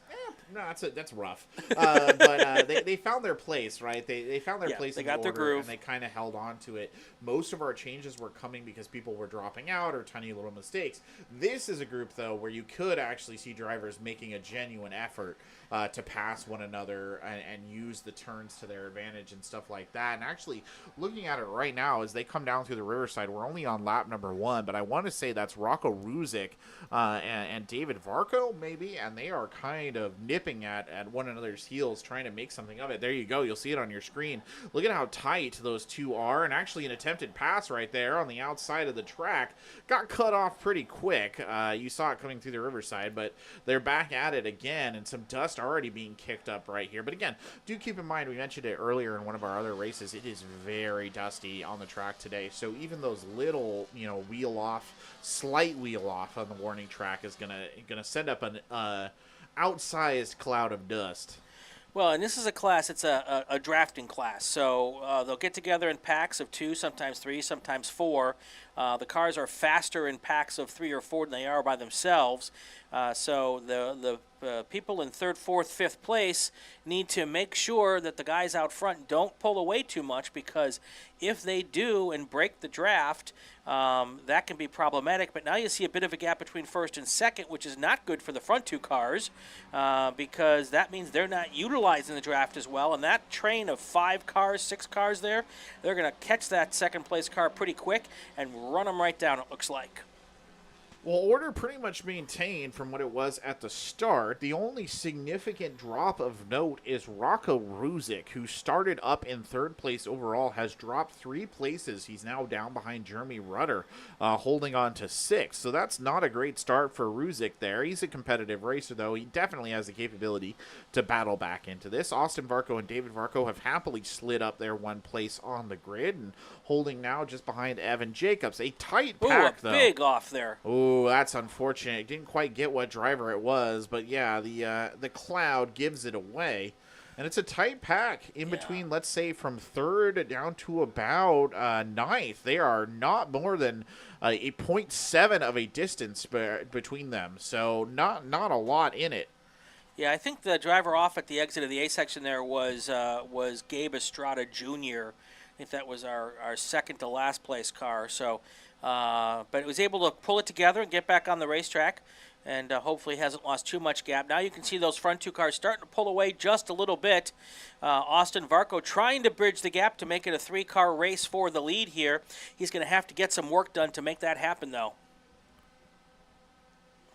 Yeah, and he is going to have to do some work. It's work that he's more than capable of doing. I mean, we talked about how close they were across the line from 3rd down, but even in between 1st, 2nd, and 3rd, it's only about a 2nd gap in between them, which for these drivers on this course, given how nice of a day it is, they are very easily able to make that up, right, in a couple of laps. They can, and if you look at the 2nd place driver, David Varco, he is not getting up really close, or the 3rd place driver not getting up really close to the 1st place car. Is he doing that on purpose to let Austin try to catch up a little bit to make it a 3-car bet? I don't know. I would say maybe, but also maybe not, because I know that Dad doesn't want the kid beating him very often. They are very competitive. They are extremely competitive. And we have seen situations where we have seen both sides of the coin, actually. I think we've seen situations where one has helped, and then sometimes we've seen situations in which David and Austin have raced respectively against one another. Well, and the mistake I just made is that 2nd place car is not David Varco, it's Evan Jacobs. Yes. And while all those guys race together, I know Evan Jacobs doesn't want Austin Varco to catch him. That is very true. So they're competitive, really, really competitive. They're fun-loving guys off the track, but when they're on the track, they do not like losing to each other. Yeah, it is all business out there, 100%. Evan Jacobs is a very talented lead group. It is hard to overstate just how talented that lead group is. Yep. They are very good drivers. And Austin Varco, by the way, has already set the fastest lap just so far on that 2nd lap. I know we're not talking about a lot of evidence, but still worth pointing out that he is picking up speed. And that's something that should give Evan Jacobs a bit of pause. Now, the gap between him and Evan Jacobs on the last lap round was 1.2. So, again, close, pretty close. Only 2 seconds off the leader is Austin Varco right now. So, definitely if you're sitting in the position of Evan Jacobs, you are checking your rearview mirror and making sure that you are not going to get lost in the overtake there. But we'll get a good camera look here at the drag strip, and it'll give you a better idea of what we talk about when you say how close they are, because really, it's anybody's ball game up at the front. I know that we're early days yet, but what also tends to happen very often with the Spec Miatas, and we've seen this before, is they tend to have a lot of, you mentioned the drifting, they tend to have a lot of kind of, I don't want to call them lazy laps or slow laps, but they have a lot of kind of patience laps, and then all of a sudden, you'll just see somebody shoot out and try and take the lead. It's an interesting strategic perspective. The other group that's very similar to this, Spec Racer Fords, they have a similar sort of strategic perspective on how the race goes. So they are spec cars too. So that's an important thing to remember there as well. They all are in relatively similar shape. really means that driver skill is the ultimate determining factor here, as Clement Lee, by the way, heats up on lap number 3, pushes himself a second, a 0.12 of a second ahead of Evan Jacobs to try and widen that lead. So Austin Varco's an interesting story. He has autism and spends a lot of his time with his racing to bring light to that and to give kids an opportunity to see him doing what he does with the autism. Today's a perfect example. He has the Kern County Autism Network out here this weekend. Chance for kids and families to come out and get around the race cars and meet the drivers and autograph sessions. But he backs that up with on-track performance. He has been named to the 2023 Mazda MX-5 Cup Shootout, which means he's going to get a chance to race against some of the best MX-5 drivers in the country to win a potential scholarship to go racing in the MX-5 Cup Pro Series. So, the winner of the scholarship gets a big chunk of change. That's really cool. Probably not enough to go and do the whole series, but you come up with a little bit more money and you get it done. But there's some really big names on that list, and Austin Varco, Boris said Jr., who's raced out here before, a couple of national champions, Lauren Brallier, who has been on our podcast a bunch of times and was part of our runoffs coverage. So some really, really talented people on that list, and Austin Varco is among them. So really interested to see what he does and how he enjoys that situation, and we'll see how that works out for him this year. Deservedly so as well. I mean, 100% deservedly so. So, looking at it, by the way, that group's tightening up there towards the top. Now the top 3, that's remained relatively spaced out, but if you look down between 4, 5, and 6, you see that that group is pretty close together. That's that drafting we spoke of just a little bit earlier. Also, credit, by the way, to Alan Lukehart IV, who is in that distinctive green car that was kind of the tail end of that grouping. He is up 3 places overall. He's often a participant out here in our races, always puts in a good shift. I always see him driving back on Sunday because his car is very distinctive and usually follows the similar route that I do. So, but he's putting in a good shift here today as well, just trying to put a little bit of pressure on those cars in front of him. Meanwhile, Clement Lee has put the pedal to the metal, quite literally here, opened up a 2-second gap on Evan Jacobs as Austin Varco sort of chases.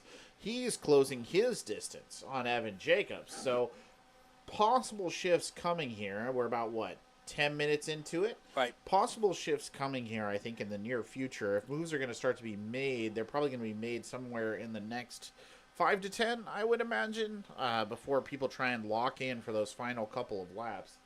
Yeah, it'll be interesting to see because these 3 cars have got a big enough gap over the 4th place car of David Varco that unless there is a hiccup with the front 3 drivers, that draft is pretty much broken at 4 seconds. We have a pass coming up a little bit deeper in the field.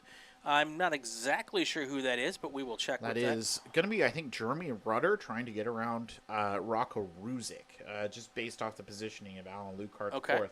It's always a bit hard for us to tell from up here in the booth because the cars have a similar color schemes a lot of the time. Yeah, or and they're all shaped very similarly, too. It's weird how that works. Exactly. You'd all think that they were driving the same race car exactly. at the end of the day. If they were all Miatas or something. Yeah, all spec Miatas. Weird. It's amazing what a little bit of distance can do. Yeah. But I think that was Rocco Ruzic who got passed by Jeremy Rudder right there. Rocco Ruzic not having the best day out whatsoever, but that's okay. He has opportunity to recover. Meanwhile, I mean, Clement Lee, Evan Jacob, they're holding on very strong there at the top, and I expect them to do that.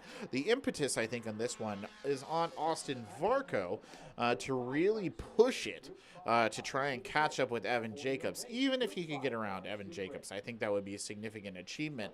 And, he wants to put himself in a position where he can be battling for Clement Lee. That's really what he wants. But in order to do that, he is going to have to catch that number 35 car. And coming across the line here, he's only about 1.38 of a second behind. David Varco, by the way, has dropped down. So we might have seen him in the hurly-burly there because it looks like Jeremy Rudder and Rocco Ruzic have both moved up. And David Varco is now being chased by Alan Lukehart down in 6th and 7th, respectively. Coming up on 18 minutes to go here, and you can see that gap. That's your 3rd place car there, and then there's the gap back to 4th place. Last time by at the line, that gap was 5.6 seconds. And Evan Jacobs was able to open up the gap a little bit more over Austin Varco. It was under a second 2 laps ago. Now it's been widened out again to 1.3 seconds. So, and there was another big couple of wheels off, but they were able to pull it together and get back on the racetrack. So, very common occurrence here at Buttonwillow to see those big puffs of dust.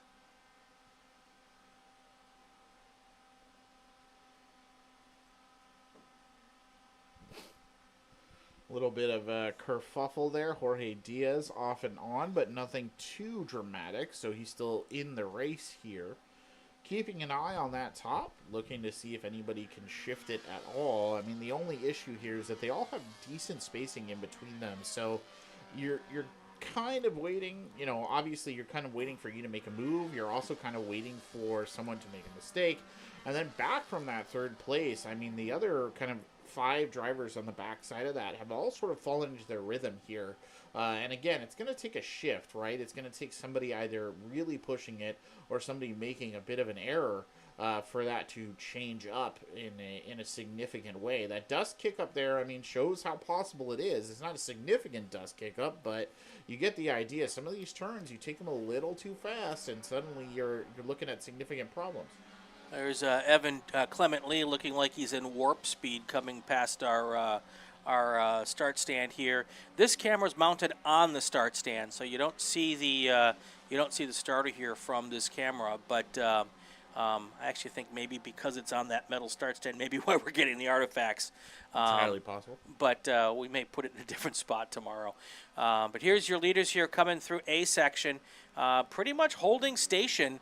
Evan Jacobs losing a little more time to Clement Lee on that lap. Now almost 3 seconds gap between the two of them. And Austin Varco also losing a little bit of time to Evan Jacobs. Now it's a 1.5-second gap between first and second. But the important number here right now for the podium trio is 5.6. That is the gap from Austin Varco in third back to Rocco Ruzic. And we'll keep a real close eye on that because Rocco is one of these up-and-coming drivers here in this class. And he had a little bobble early in the race, but now he's recovered and he's back up to 4th place. And it'll be interesting to see now. We're at the halfway point in this race practically, what he can do in the final 15 minutes here to see if he can come up and challenge Austin Varco for that final podium spot. Since we are at the halfway mark, this would be a great time to take a look at our full field rundown here, brought to you by the Inside the SCCA podcast. Well, let's give it a quick breakdown. In first place overall, number 89, Clement Lee. In second, number 35, Evan Jacob. In third, number 2, Austin Varco. Following him up, Rocco Ruzic, Jeremy Rudder, David Varco, Alan Lukart IV, Ran Messenger, Chris Yonk, Gabe Estrada Jr., Jorge Diaz, and Alan Lukart. David Mitchell has come in behind the pit wall. Rico 387ER on the chat says he's currently building, I'm assuming maybe wrongly that Rico is a he, currently building a Spec Miata looking for a cage builder in Southern California. Rico, I don't know the answer, but I know someone who does. I will get back to you. I know 13 people who do. Yeah, exactly. And they're on the track right now. A whole host of experts exactly. for you in that regard. Exactly. That gap widening there between Clement Lee and Evan Jacobs, 3.3 is now the difference. Austin Varco 1.8 behind Evan Jacobs, so everybody's slowing down a little bit out there, which is a little unfortunate, I think, for the pack. Rocco Ruzic, a full 6.6 seconds back on Austin Varco. He's the next in line to get into some trouble because Jeremy Rudder is creeping up on him at an incredible pace, 0.156 of a second behind Rocco.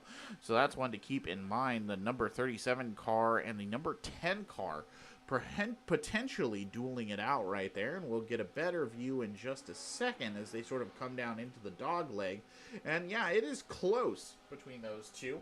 Not immediately action-packed, but it is certainly close.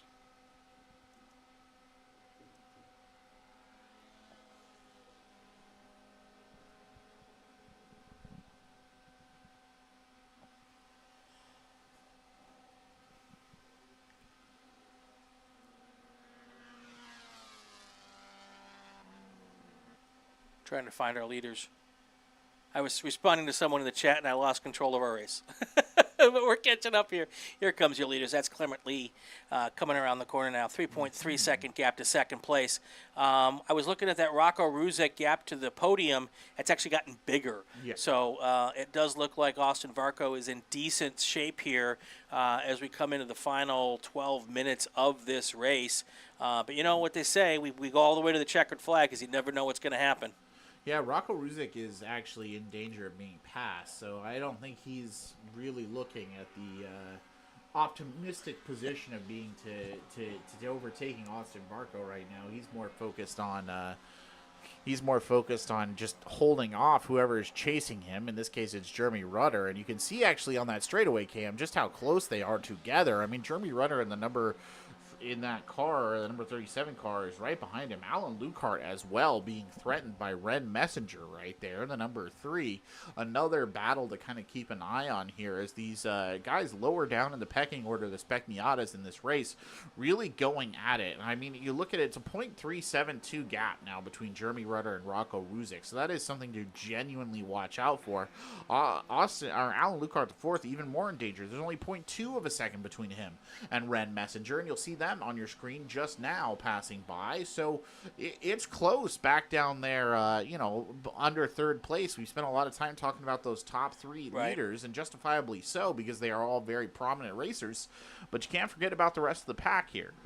Yeah, it's always interesting to me when you see a guy trying to chase for someone, and how quickly the chasing becomes distracted when now they have to defend, Yes, and it's probably not that the car is any slower. It's just now that he's looking in the rearview mirror instead of looking out the windshield, and that happens all the time. Yeah, you got to kind of have a 2-track mind, no pun intended, but you got to be looking at whatever's going on behind you just as much as you do it in front of you. And now the best racers, obviously, they can manage that very well, right? Right. They pick their target, they go for it, they have a good sense of what's going on around them, but sometimes it is so much of a focus has to be put on either the guy in front of you or the guy behind you that the other, respectively, can sort of slip the net while you're not looking. I think that's kind of what's happened with Rocco Ruzek, is he's really been forced to keep an eye on Jeremy Rutter and David Varco, who are behind him, and in doing so, he's missed a lot of the opportunity to catch up on Austin Varco. And I mean, obviously, too, there's defensive driving when you're protecting yourself and trying to close down other people's lines and what have you. That's a slower form of racing across the board. Yeah, also, it looks like, I don't know if Austin Varco put a wheel off or something, but the gap has really widened between him and the 3rd place car. Now it's 2.7 seconds. It's almost a second gap that has been made up in the last lap between him and Jacobs. But it hasn't given Ruzek a chance to catch up at all. That's still a 6.6 second gap to 4th. So not exactly sure what's going on here, but it does kind of feel like the front group of cars has kind of found their lot in life, at least for this race, and they're settling in, just trying to get to the end of the race and collect the points and the trophies. Yeah, and that gap has been widening pretty consistently throughout this race. Clement Lee and Evan Jacobs, and I don't want to curse them by saying it, but Clement Lee and Evan Jacobs have been running perfect. Like, there's really been no wheels out of place. There's been no slowdowns, and I guarantee you, if we had those car cams back that we had earlier for the Spec Corvettes, and we were watching this, they would be doing some very solid racing. Yeah. Like, no errors. And that's not a knock on Varco. He's been doing a spectacular job as well. But because these are Spec Miatas, they are all very similarly spec'd. Yes. If you fall into your rhythm, which is something that we've had in our other races, it is really hard to make up those gaps if the other drivers are all doing everything right. And none of these drivers have a draft anymore. No, so that is very true. They're far enough apart where I think that's the big secret sauce here as to why this is happening. And then you see the cars racing back behind them, which is when you're racing side by side, you're not using the draft either. That's allowing those gaps to stay big up front. It's a very good point. I mean, it's all about building up speed, right? Yep. And the ways you build up speed, you either are drafting off of someone to build up your speed, or you're putting the accelerator down. Right. And, the more you put the accelerator down, the more likely it is that you go off, the more likely, and so on and so forth. So here coming across the line right now is Clement Lee, and that is a mighty gap that has opened up between him and Evan Jacobs. Yeah, now 6 seconds almost. And Austin Varco, that gap about the same that it was, 3.4 seconds. So, with only about 8 minutes left, realistically, maybe 2 or 3 more laps, maybe 4 at most, probably looking at close to what your end of race leaderboard is going to look like, barring unforeseen disaster. Or, not disaster necessarily, right. but you know what I mean. Well, we can't even really look to a full course caution at this point, because if we did get one right now, it would probably end the race under caution. Probably right, with this amount of time left. So, while everyone wants to race green all the way, every once in a while, a little full course yellow to gap them up makes it exciting for the broadcast team. Yeah, just because, we need the entertainment. Right. There's a little bit of entertainment for you. The Alan Lukehart, Chris Yonk, I think, battling it out right there. Or Alan Lukehart and Ren Messenger. I didn't get quite a look at the other car, but they've been going at it, actually, while we've been kind of jawing about, Austin Varco, Evan Jacobs. Back down in the pack, Ren Messenger and Alan Lukehart have kind of been going back and forth, jumping off one another. And when they came across the line, I think it was Ren Messenger who had a very slight lead. Then Alan Lukehart took it back, and now Ren Messenger has taken it back, and so on and so forth. So a fun little back and forth to keep an eye on further down there in the lineup. And arguably our closest race, David Varco is also nipping at the heels of Jeremy Rudder, but so far hasn't really been able to make it stick. And there goes Alan Lukehart and Ren Messenger passing by on your screen just now. Well, and Clement Lee is 6 minutes away from the trifecta here of having the pole position, winning the race, and snatching fast lap here in the race. There's no points for fast lap here in the SCCA, but it's bragging rights at this point 100%. In time. And if you can sell out the weekend by getting all 3 of those, that is a good weekend. I'd have to say, and I don't want to put the announcer's curse on him, but he just hit another fast lap. He did. But he has run essentially the perfect race here. Done everything right, has not put a wheel off, and all he needs now to do, because he has a 7-second lead, he can almost ease off. I don't know why I know why he's going for fast laps, because that's what you do as a race car driver. But he has the opportunity now with a little bit of a lead to take a deep breath and just kind of coast on home here to the finish line here. And that is what I would be doing if I were him. But you know what? I'm not the guy driving a car. I was just gonna say, like, if you're sitting in the race car right now and you're in his position, all you're doing is just keep doing what I'm doing. Yep. Just keep doing what I'm doing, and it's working. Yep. He barely even has Evan Jacobs in his rearview mirror. Keep doing what you're doing. He could, like you said, he could even stand to slow down if he really wanted to. He definitely has the time frame, because we're watching him come down the dog leg. And Evan Jacobs might as well be racing a completely different race, given the gap between them. Right. Unfortunately for Austin Varco, that also means that he might as well be racing a different race compared to him and Evan Jacobs. But that's just how it is. And, if you're Clement Lee, you are sitting mighty pretty. I mean, he is almost over the dog leg before the second-place car comes into our view there. So definitely having a fantastic ride. This has got to be a lot of fun for him here with 4.5 minutes to go. There he goes past us now. This car right here is Evan Jacobs. Then the next car across in front of us here is going to be Austin Varco. Following him, we've got Rocco Ruzick and Jeremy Rudder. Those are the next 2 cars here. And then the next car coming into our screen, that's Austin Varco's dad, David. So that is what we're sitting at here with about 4 minutes left to go in this race. There's Jacobs again and Varco coming through the S's as they head down. Looks like I think we'll probably have two laps left here once they get by.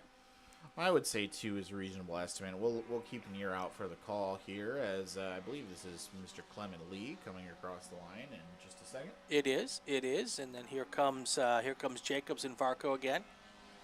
The cool part about this class is you were talking about the Alan Lukehart and Ren Messenger battle there.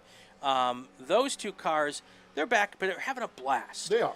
So yes, they're not going to win the race probably, unless something really odd happens. But with Spec Miata, even if you're in the middle of the pack, or even in the back, big off there, so much so that there's a car that's going to maybe get a pass here. going down towards the first corner here. Whoopsies. Yeah. But anyway, what I was saying is even if you're a mid-packer or a backpacker in Spec Miata, typically you've got a car to drive against and some folks out there to have some fun with. And that's, for a lot of these drivers, just what it's all about. Yeah, that is very true. They keep a good competition. That's for certain. All right, 2 minutes and 50 seconds left on the clock. I am looking here. I think there might be 2 laps left. We'll see where he crosses the line. It's going to be right on the edge of getting the white flag this time by or getting the white flag next time by. I've not heard the message come down from timing and scoring yet, so it may be 2 laps to go here. We'll be right on the edge. Ooh. Now we're getting to the point where the tires are starting to go away a little bit, and I'm seeing a lot more puffs of dust here as drivers start to maybe lose a little bit of gription here in the final 2 minutes in this race. Yeah, a little bit of desperation setting in here, perhaps. Desperation, maybe they've lost a little concentration. Yeah. Here deep in the race. Any of those things are possible. Just trying to make up for lost time now. I mean, Jeremy Rudder and Rocco Ruzic, they've switched places. David Varco still holding down, and none of them really in a position to pass right here. Alec Lucart and the 4th and Ren Messenger remain the closest. White flag is in the air from our starter. Going under that white flag, Clement Lee. 3.1 miles to go. 2 minutes and 9 seconds approximately until a checkered flag. Now's when you wonder, okay, no flat tires. Did I put enough gas in the car? All those things start going through your mind. Justifiably so. You've just got to finish that 1 lap in style. It's all that you have to do. Here comes your race leader into our view one more time. The last time through the A section for the number 89 car of Clement Lee. And I'd say right behind him, but not right behind him, is Evan Jacobs. And it does look like Austin might be catching up just a tiny bit. It's not going to be enough here on the final lap unless Evan Jacobs has a problem here. And then you've got Ruzic and Rudder here. Something disastrous would have to happen again Yes. for Austin Varco to make it up. And we did say a couple of laps back that probably we were looking at our top 3 relatively confidently. And, you know, that's just the case. They all drove very clean, very put-together races. And Tristan, if you would go back over the last 10 broadcasts we've done, the names we're talking about today, they're the names we talk about on most weekends. Very similar. Yeah, these are the creme de la creme here of this class here in Southern California. Yeah, some of the, like you said, the most talented Spec Miata racers on the West Coast, and that's genuinely a true statement, not hyperbole. That is, they are the best at what they do.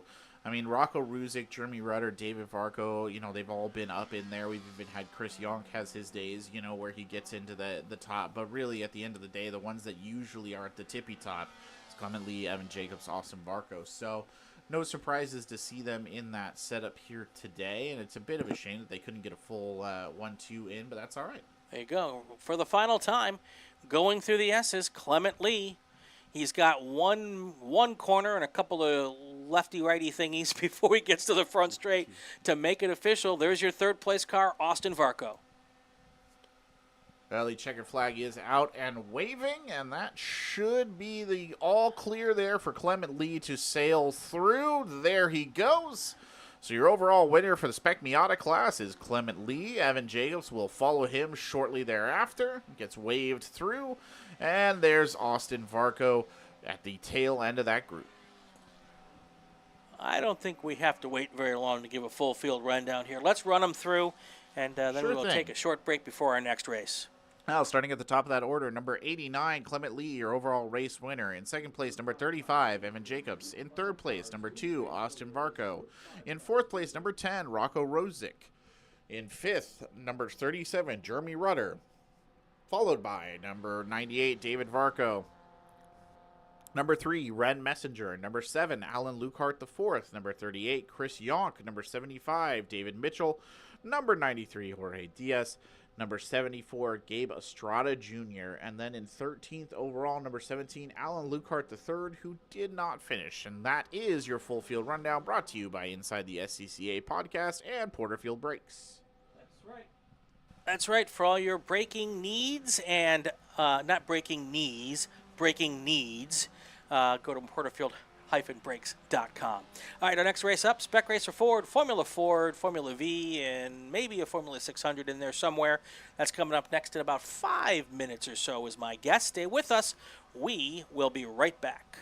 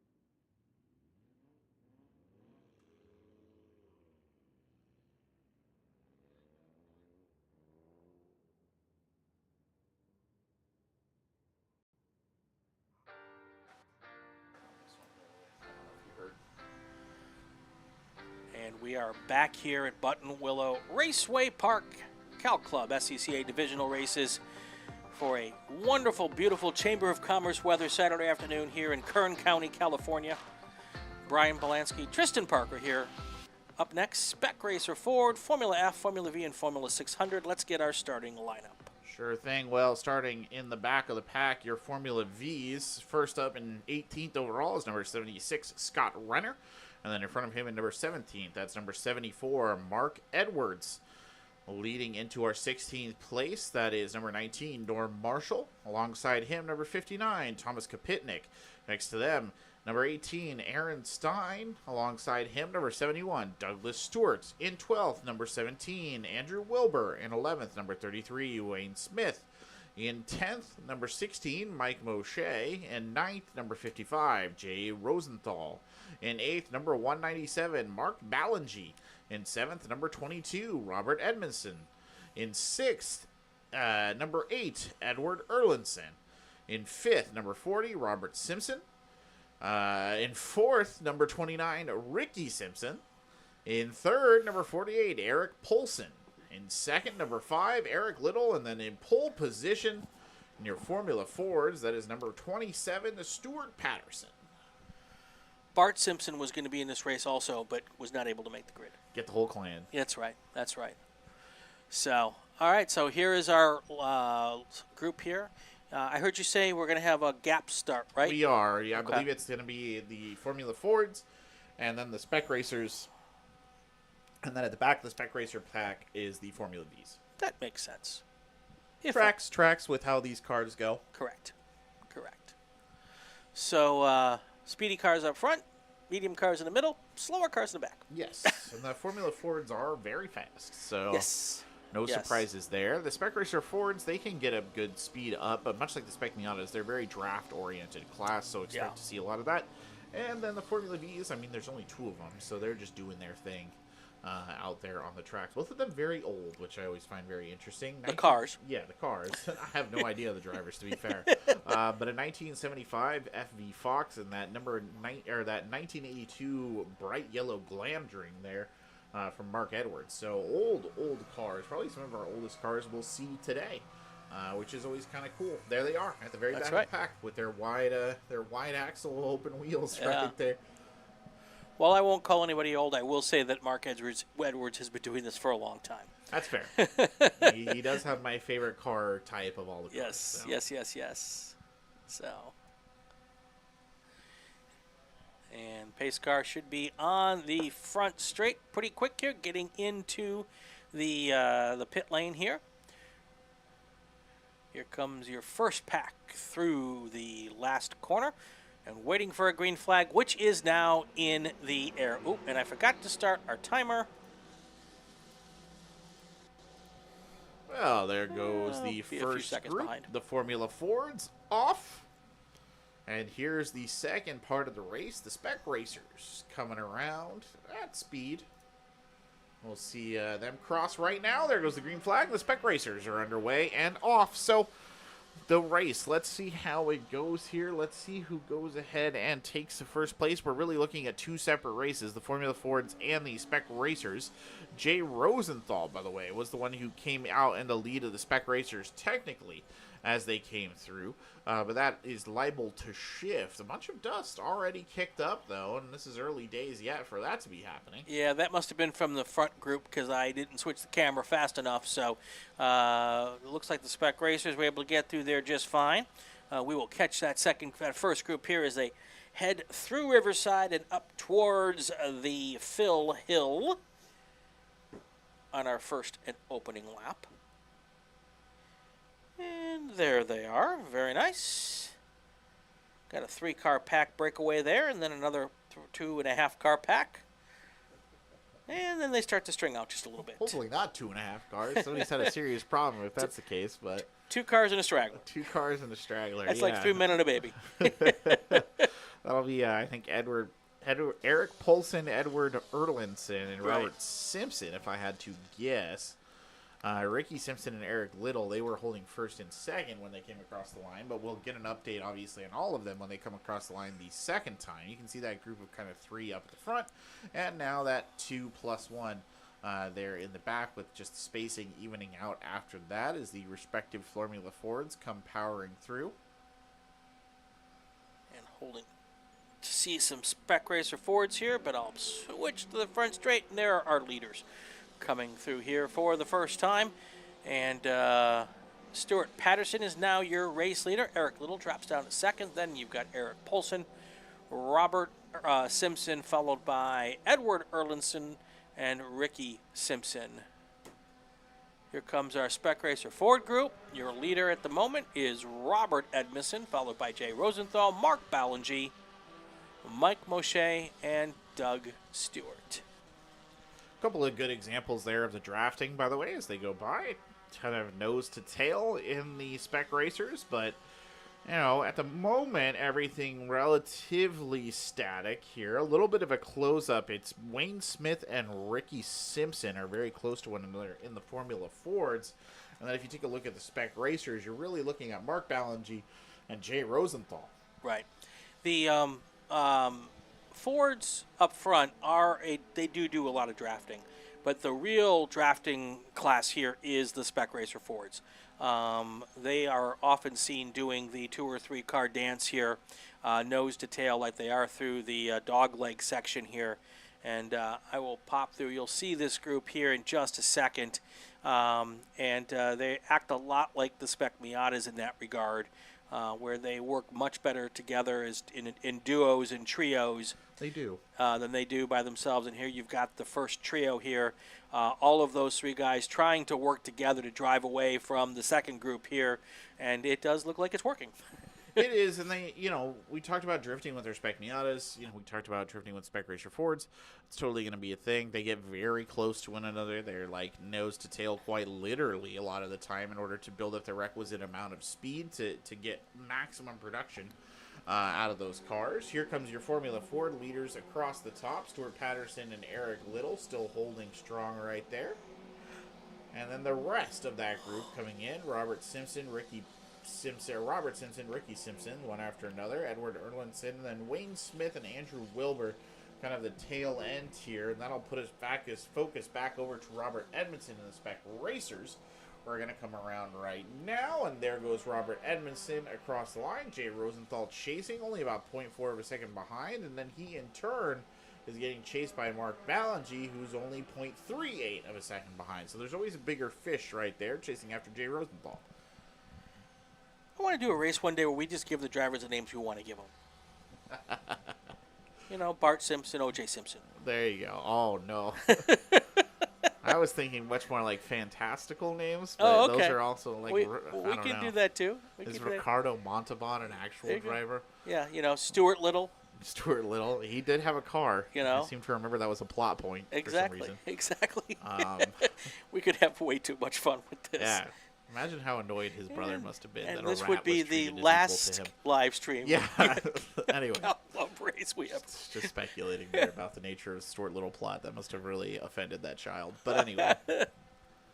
Glandering coming across. I mean, a literal rat. We're treating him the same as our own flesh and blood. It's ridiculous. Anyway, there comes Mark Edwards across the line. Looks like Norm Marshall, who's number 19 car, the Formula Ford TS's, he might have had a little bit of problem here because he's fallen way back. He might even actually be out of the race. I guess we'll get some confirmation on that in just a little bit. No, he must have had some sort of mechanical issue because he's back here with Mark Edwards and Scott Renner, which is really where an FFTS does not belong. And he's put himself in between the 2 Formula Vs, whether by, doubtless not by design, but it is quite unfortunate for them. Speaking of things being unfortunate, Eric Little has taken the lead off of Stuart Patterson. There at the top, they pass us almost side by side, and Eric Little puts on the gas just ever so slightly and slips around Stuart Patterson as they come to the sunrise turn. Eric Polson about 1.7 seconds away from the mess at the front, so he's going to have to shimmy if he wants to catch up and get in there on that same action. The rest of the group relatively spaced out. Only of note, Ricky Simpson still chasing after Robert Simpson. And then we will be on to the members of our SRF3 family as they start to come across the line one after another.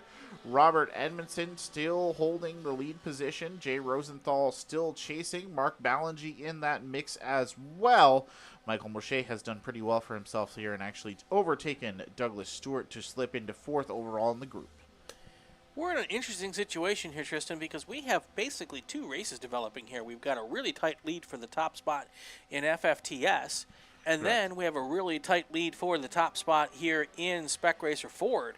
So this could end up being, once we get to the end time of this race, 2 storylines that we're going to have to keep a close eye on. Very true, and I mean, there's plenty of motivation here for them to pick it up and get going. Right? These are again very competitive groups. The Spec Racer Fords, they all pretty much know each other. A lot of them operate out of the same garage, even. And they are a friendly but competitive bunch, much like our Spec Miatas. They want to win, and they will do whatever it takes to win, within reason, obviously. But they will do whatever it takes to win. Here is there's a car that just... That's a mechanical problem. Hopefully it's not putting too much oil down. That is number 33, Wayne Smith, right there, in that white Formula Ford. And yeah, I agree with you right there. Some sort of mechanical issue as he crosses the line. Stuart Patterson, by the way, has reasserted himself over Eric Little's number 5 car. Eric Polson has fallen into the mix as well, but a good 0.7 seconds behind. Meanwhile, Ricky Simpson continuing to battle with Robert Simpson. The two of them going back and forth. Ricky only 0.07 of a second behind the wayward Robert Simpson. Edward Erlinson coming across in fine fashion. Looking out for the Spec Racer Fords now. Yep, and here they come across the line here. Still Edmondson, Rosenthal, Ballingy. Looking to see, yeah, that Formula F car is on pit lane now. So still smoking, which means there's still a little bit of oil in it. So he didn't leave all the oil out on the racetrack. So, yeah, there's a situation there. His smoke did stop, so... It got more intermittent, so that meant that it was running out of oil. Yeah, probably turned his engine off, and that was the end of whatever was causing that particular mechanical fault. We can hope. We can hope. Sounds like there wasn't significant oil leaks or anything, so that's good for the other drivers. That is good news. Be worrisome. You'd hate to see that, honestly. By the way, fastest lap so far goes to the 3rd place car of Eric Polson, who came in at a 1:56. But it does sound like the ongoing drama of the number 33. Unfortunately, that car is still smoking. Crew is there, though, so hopefully they'll get that all under control and will be no further problems. But definitely not a fun way to end the day if you're Wayne Smith.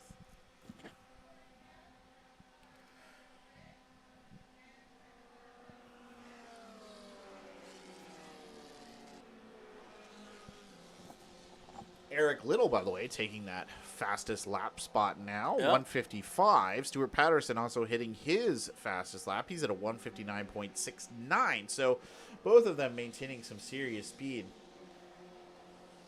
Yep, as we come up on the 1/3 of this race has passed.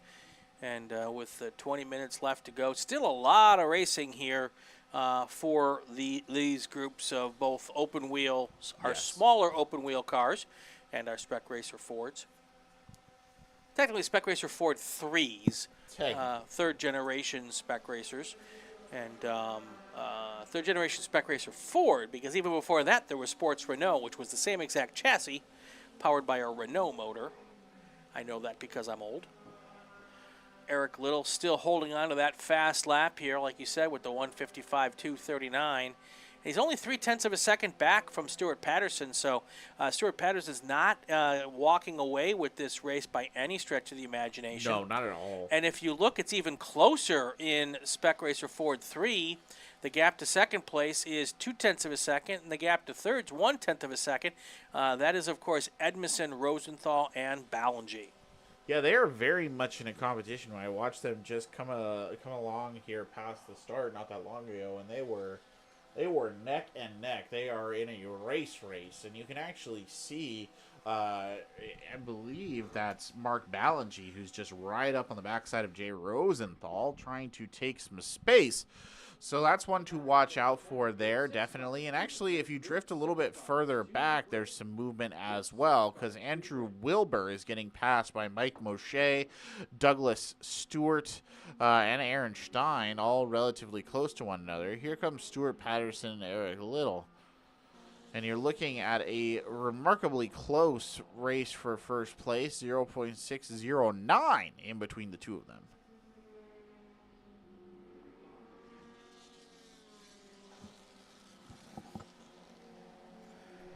Yeah, this could end up being a barn burner in 2 classes. We're going to have to keep track of all of that as we get to the finish line here. That'd be cool, actually. I'd love to see some very back and forth, nose and nose stuff. And certainly there have been some shifts in this field out here. Nothing incredibly dramatic just yet, but there definitely have been some shifts and some things to keep note of. I mean, that Stuart Patterson Eric Little duel up there in the top for the Formula Ford, that's something to watch. And actually, Mark Ballingy putting on some real speed as they came across the tower line here. He was looking, I think, to maybe make a pass on Jay Rosenthal heading down into the Sunrise turn, but just could not find the opening or the speed. And all credit to Jay Rosenthal in the black and red car, read him like a book and just closed off the most likely line right there to stop a potential pass from happening. You know, these drivers, they're out here every race weekend that we have, and they know each other. They know how they drive. They know where one driver's faster than the other. There aren't very many tricks left out here. No, that is very true. So, to have the mark of the car behind you is certainly a skill set. But, Rosenthal, Ballingy, Edmondson, Moshe, Doug Stewart, these are drivers that are here week in and week out and know this track really well, know each other really well, and that makes for some fun racing. It does, and it's very true that they are very familiar with the racing style of one another, and to the point where, like you said, there's no tricks, right? You're not pulling one over on your fellow racers.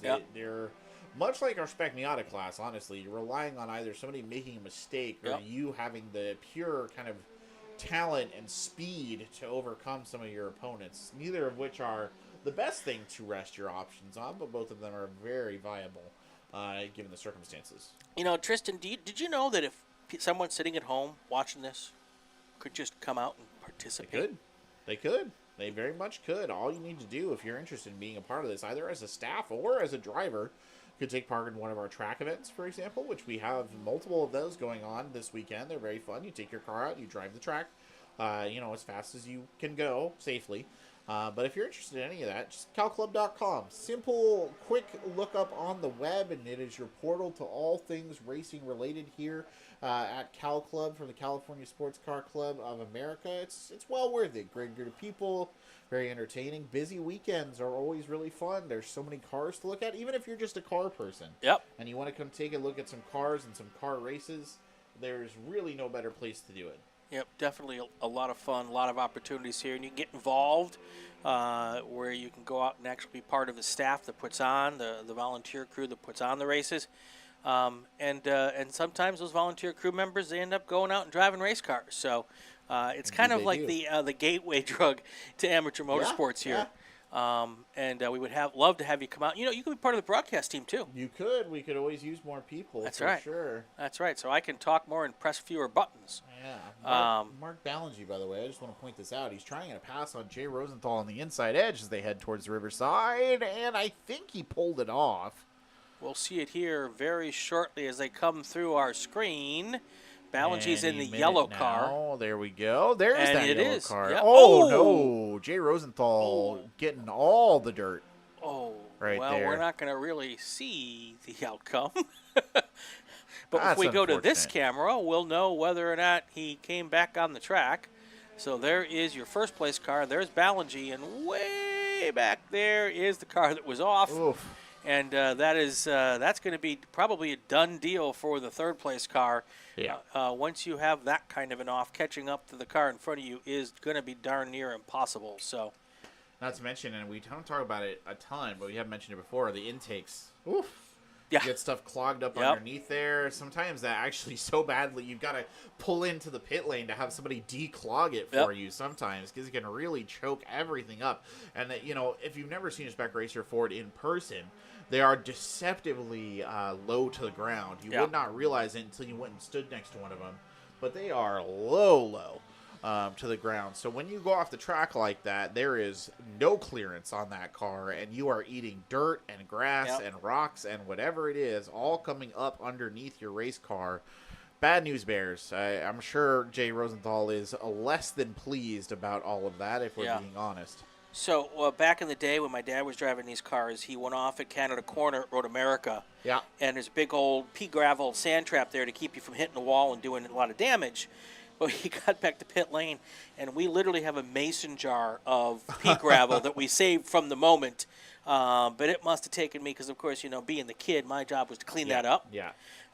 Probably took me an hour and a half to get all the pea gravel out of the spots and places and the nooks and crannies. So wild.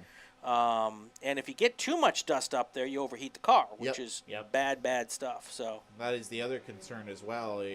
Taking maybe a lap or two, and suddenly the engine's, overheating, and that's a bad end to your day as well. So some cars probably a little bit more resilient to that than others, but certainly the spec racer Fords are not in the SRF3 is not the resilient group to that. Let's just be honest with ourselves. And Mark Ballinger, I believe, is driving a car that your good friend usually drives. That is correct. The Schubert Racing, they're not here this weekend. I think they're doing some chassis work, I believe. I haven't actually clarified, but yeah, they're not in the race today.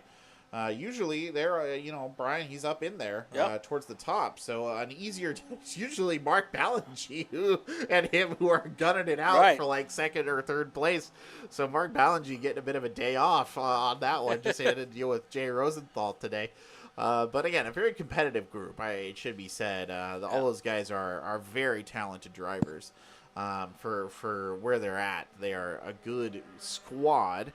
There comes Robert Edmondson holding the lead. And speaking about being competitive, 0.442 seconds between Mark Ballinger and Robert Edmondson. So pretty tight. And Mark Ballinger, he is an aggressive driver. He will take opportunities if he can find them. You saw that with Jay Rosenthal. And, if you're Robert Edmondson right now, again, a guy who knows his business, you're very much minding your P's and Q's right there. Because if given the opportunity, Mark Ballinger will go for it. Yep. No, that is so true, and he's been doing this for a very, very long time. I believe he's part owner or the owner of MBI. I think he is, so he knows how to get these cars around the racetrack very, very fast. He does, and we've seen him do some very cool, fast driving. And he's actually going for it again. He loves that Riverside turn, honestly, that wide right-hander. He nearly had the angle. I mean, that was very close on Robert Edmondson right there. He had to back off. He couldn't quite find it. And he'll go for it again, too, as they come through. You see him. He's trying to find his way. And all credit to Robert Edmondson right there. Took him to the outside of the of the right-hander and then came back into the outside of the right-hander to sort of stave him off.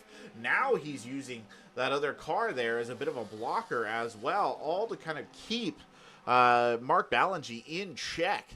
As they come around and just give himself some breathing room. But with 10 minutes left in the race, I don't know if Mark Ballinger has a radio. I don't know what it is, but it feels like he's kicked it up another gear in his chase here of Robert Edmondson.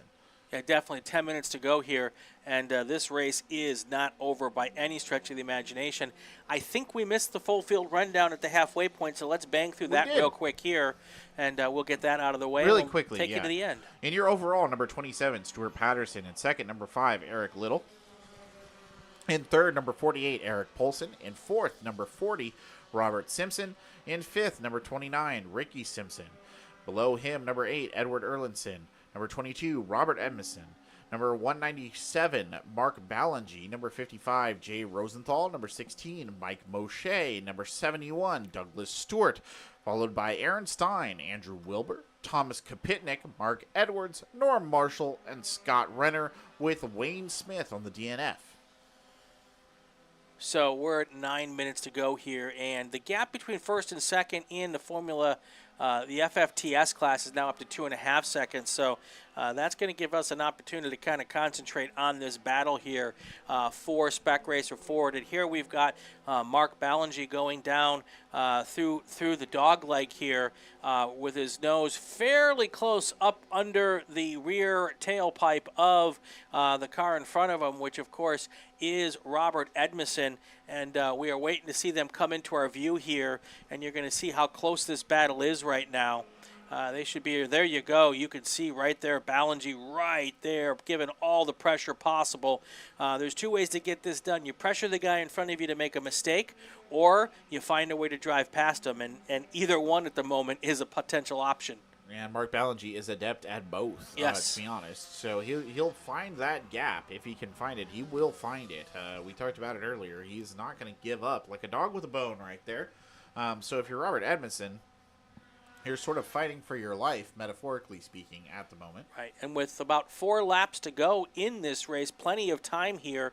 And the other question is Mark Ballingy just waiting there to pounce on the last lap? Because usually it's the last person who makes that move is the one who wins the race here. So, he could just be playing a bit of strategery here and waiting for that perfect moment, whatever he feels that is, to make that final move.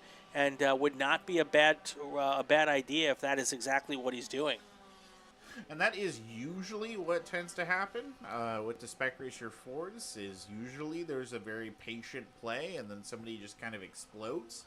I think that's probably what Mark Ballingy is looking for. I mean, there's still enough race to run that if Mark Ballingy... it's all over. It is all over for Mark Ballingy. He went off on the outside of A section. There you see him coming back on.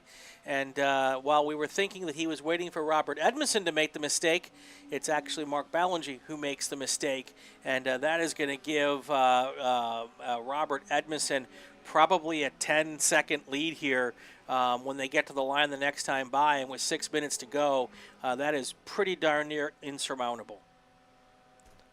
Yeah, Shucks. That's unfortunate there Shucks. for Mark Ballingy. Just a little too eager.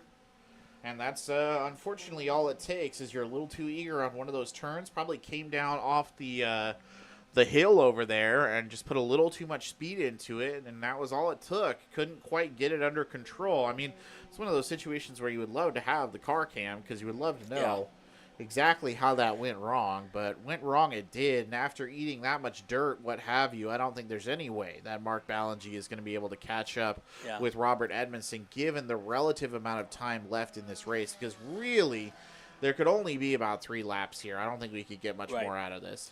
Well, I just did my 1 Mississippi, 2 Mississippi count, and it's about 7 seconds, the gap between first and second now in Spec Racer Ford 3. The gap between first and second in FFTS, 2.4 seconds. So there really aren't any huge battles on the track at the moment for first place in a class. There are some smaller battles going through. There is your race leader now coming down towards the line here. Not your overall, but your Spec Racer Ford race leader. And we'll get an official number here from timing and scoring on that gap back to Mark Ballingy. But it's going to be right around 7 seconds.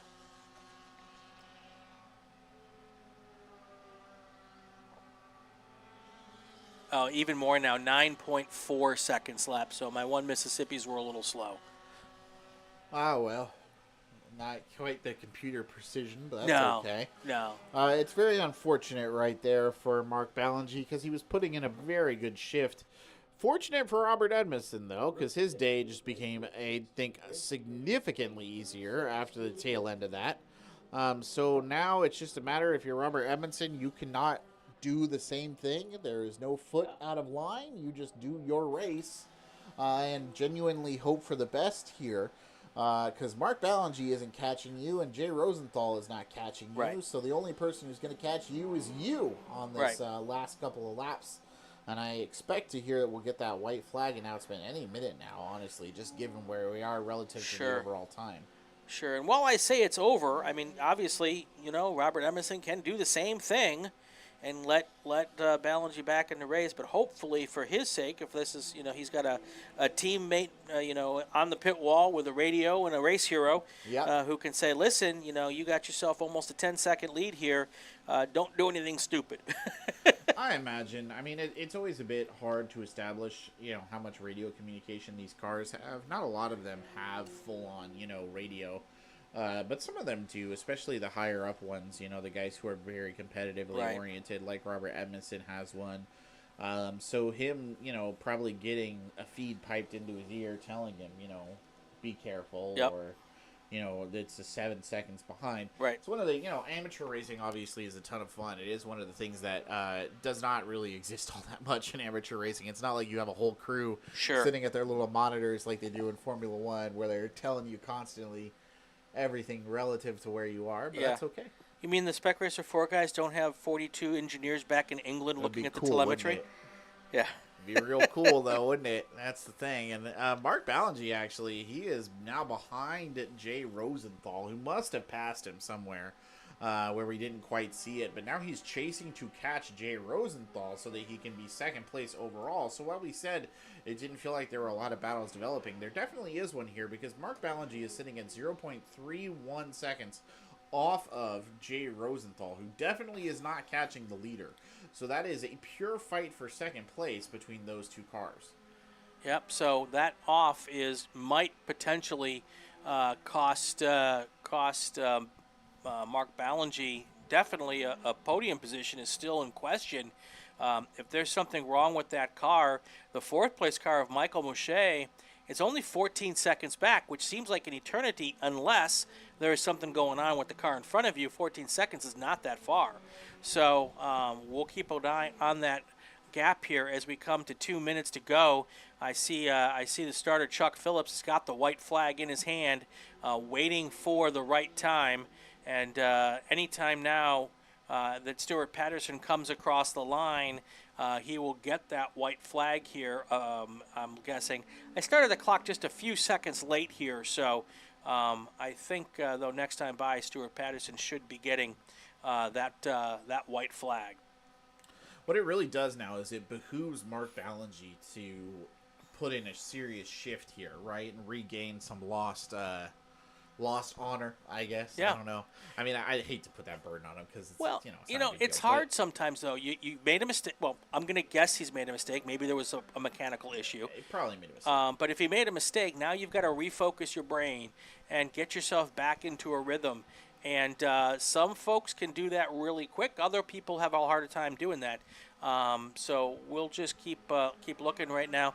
It does look like Mark Ballingy has come up with enough pace to stick with Jay Rosenthal. So maybe he needed a little bit of time to get everything back together.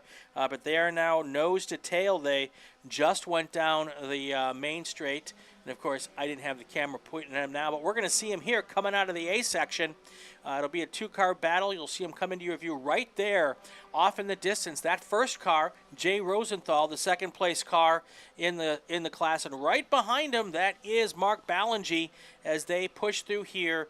They're going to get the white flag next time by, so a lap and a half to go for this battle for the podium in Spec Racer 4-3. Said woo right there because Mark Ballingy absolutely floored it when they came across the line. Yep. I think he was looking for an inside pass at the Sunrise turn. He couldn't find it. He's going for it again on the dog leg, but they've got another car out there. I believe that's the 1982 Glamdring who was kind of there. They both pass it by. A very smooth pass, so no traffic issues. But you can see Mark Ballingy is hungry for that place. And Jay Rosenthal's well aware of it, too, because you can see the way that he was driving when we saw him come out of the A section. He was very defensive right there. He knows that Mark Ballingy is on his heels, and he's trying, I think, everything that he can to stave him off. It's just a matter of will Mark Ballingy find an opening. And look at that right there. Mark Ballingy, again, trying to get around the outside edge of Jay Rosenthal, just not finding the lane. And that is going down the drag strip here. They're heading into Star Mazda. There they are off in the distance. It is still a Rosenthal, then Ballingy. Not a lot of opportunities left here for Mark Ballingy to try to recover second place on the podium. But at the moment, they are going as quick as they can. The white flag is out on the race. Now, the question is going to be here is, where is the overall leader, and when are they going to get the checkered flag? It does look like Ballingy and Rosenthal will get one more lap. Yes, they will. Yep. So it's now about 3 miles to go to see who's going to be second place in Spec Racer 4-3. And while that's happening, the checkered flag is in the air now for your race winner. Overall, Stuart Patterson takes the win, and he will be beating Eric Little to the line by just under 3 seconds. A good finish there. Credit where credit is due for Stuart Patterson. Good finish. And looking around to see if I can find that battle between, I think they're coming. No, that's not it. Where is the Ballingy Rosenthal? You want to look up towards the grapevine, I think. I've lost him too, so there we are. Coming down the dog leg right now. Mark Ballingy still nipping at the heels of Jay Rosenthal. Wants it so bad. And they're going to try on the river bend. This is where he tried this pass before. It sort of worked, but he can't get the speed. Jay Rosenthal actually putting on an admirable amount of oomph right there to get him out. And now we're, get a look on it here on the camera. There they are again. And you can see Jay Rosenthal booking it. Absolutely booking it. Look at him open it up. And this lap car could play a role here. That car, if it doesn't... if they catch him at the wrong spot, and it looks like they're going to get him at the right spot here, so they'll be able to dispatch that car without any issues. Just a couple corners left for Mark Ballingy to try to regain that second spot, and we will see if that happens. There they are going into Star Mazda for the final time here. Still Rosenthal in first, Ballingy in second. Ballingy tries to stick his nose in going through the SCC's right under the tailpipe there. One more big corner to go, and then they're going to head down for the checkered flag, and we will see who's going to take the win. We'll wait now as they come up towards the sunset turn any minute now. You see him. I think Jay Rosenthal's just got a little bit too much speed. They are very close, but it is Rosenthal who will take the win, or second place. We've been talking about it as if he's first. The first place winner is a commendable effort by Robert Edmondson. Yep. But that battle for second place, incredibly intense. Mark Ballingy could not get an edge on Jay Rosenthal, but not through lack of trying there, Brian. He was right behind him the entire time, but it is Robert Edmondson, Jay Rosenthal, Mark Ballingy at the end of the day for the Spec Racer Fords. All right, that's going to do it for our fifth race of the day. We've got one more to go. Let's give you a quick full field rundown here before we take a short break before our final race. Here we go. Starting at the top, your overall winner and the winner of the Formula Ford TSs, that is Stuart Patterson, number 27. In second place overall, number 5, Eric Little. In third place overall, number 48, Eric Polson, followed by number 40, Robert Simpson, number 29, Ricky Simpson, and number 8, Edward Erlinson. In seventh overall, but first in the Spec Racer Ford 3s, that is number 22, Robert Edmondson, followed by number 55, Jay Rosenthal, and number 197, Mark Ballingy. From there on out is number 16, Mike Moshe, Douglas Stewart, Aaron Stein, Andrew Wilbur, Thomas Kapitnik, Mark Edwards, Norm Marshall, Scott Renner, and last but certainly not least in the DNF, Wayne Smith. All right, that's going to do it for race number 5. Race number 6 is coming up next. We are going to take a short break to catch our breath and grab a little short sip of water, and we'll be back in just a minute to get the next race going. Stand by with us.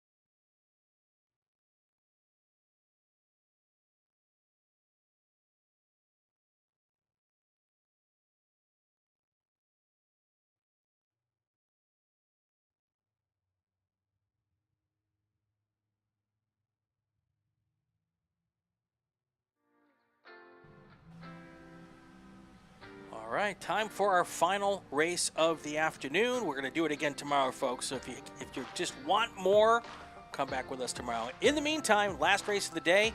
These are our production cars and small bore sedans.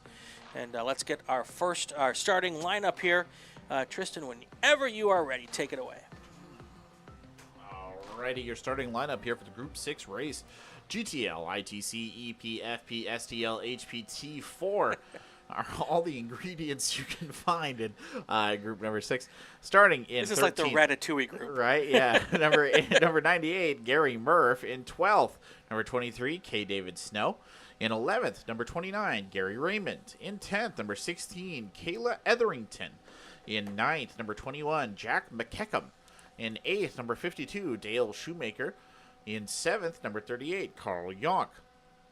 In 6th, number 96, Christina Etherington. In 5th, number 33, Philip Clark. In 4th, number 53, Sean Fisher. In 3rd, number 2, David Lacren. In 2nd, number 91, Andrew Chinichi. And starting it all off in pole position, number 121, Brian Lynn. Brian Lynn is one of the hot shoes out here in this class. This GT Lights car that he drives is pretty amazing. If you're here throughout the weekend, take a peek at it. It is the quintessential GT cool. Lights car. Yeah. It is actually very cool. Yeah, it's well worth the look. This is a very mixed group. We have everything from a 1970 Opel GT. This is where the Volkswagen Rabbit usually slips in. Good old K. David Snow. Farfignugan. Yes. And you've got everything up to a 2013 Subaru BRZ mixed up in here from Oceanside, California. No Toyota Yaris this time, though, which is disappointing, but that's okay. Oh, well. My girlfriend has a Toyota Yaris, sad. and I'm like, if you don't want it anymore, I'll make it into a race car. I'll make it into a race car. And she just looks at me like I'm insane. And I'll be putting on a help wanted sign for another announcer. Because once I get him on the racetrack, people, I never get him back. Never get him back. Yeah, never get him back. Forever. No. I go to bed every night praying, don't let him get on the racetrack. He'll never announce again. Don't let her give him that Yaris. That's right. But what's her number? Exactly. I'll make sure that you never get that Yaris. Never get that Yaris. No, she looks at me like I'm insane, so it's fair. It is a little wild, but it would be a lot of fun. Well, I do love this group. It's not going to probably be our most competitive race of the day, I'll be honest up front, but they are just interesting cars, and they always have a good time out there on the track, and that's what matters at the end of the day. All right, now I'm going to try to hit the timer at the right time here. This is a manual timer, which is why it's not official time. I was about 5 seconds late last time, but I'm going to be on time this time. I promise. Pace car should be coming onto pit lane here, and there you see it. And here comes your leaders on the front straight here. The green flag is in the air. We are racing here at Buttonwillow, our final race of the afternoon. We're going to do 5 more tomorrow, folks. So if you had fun here, tune back in tomorrow 4 wide as they head into the first corner.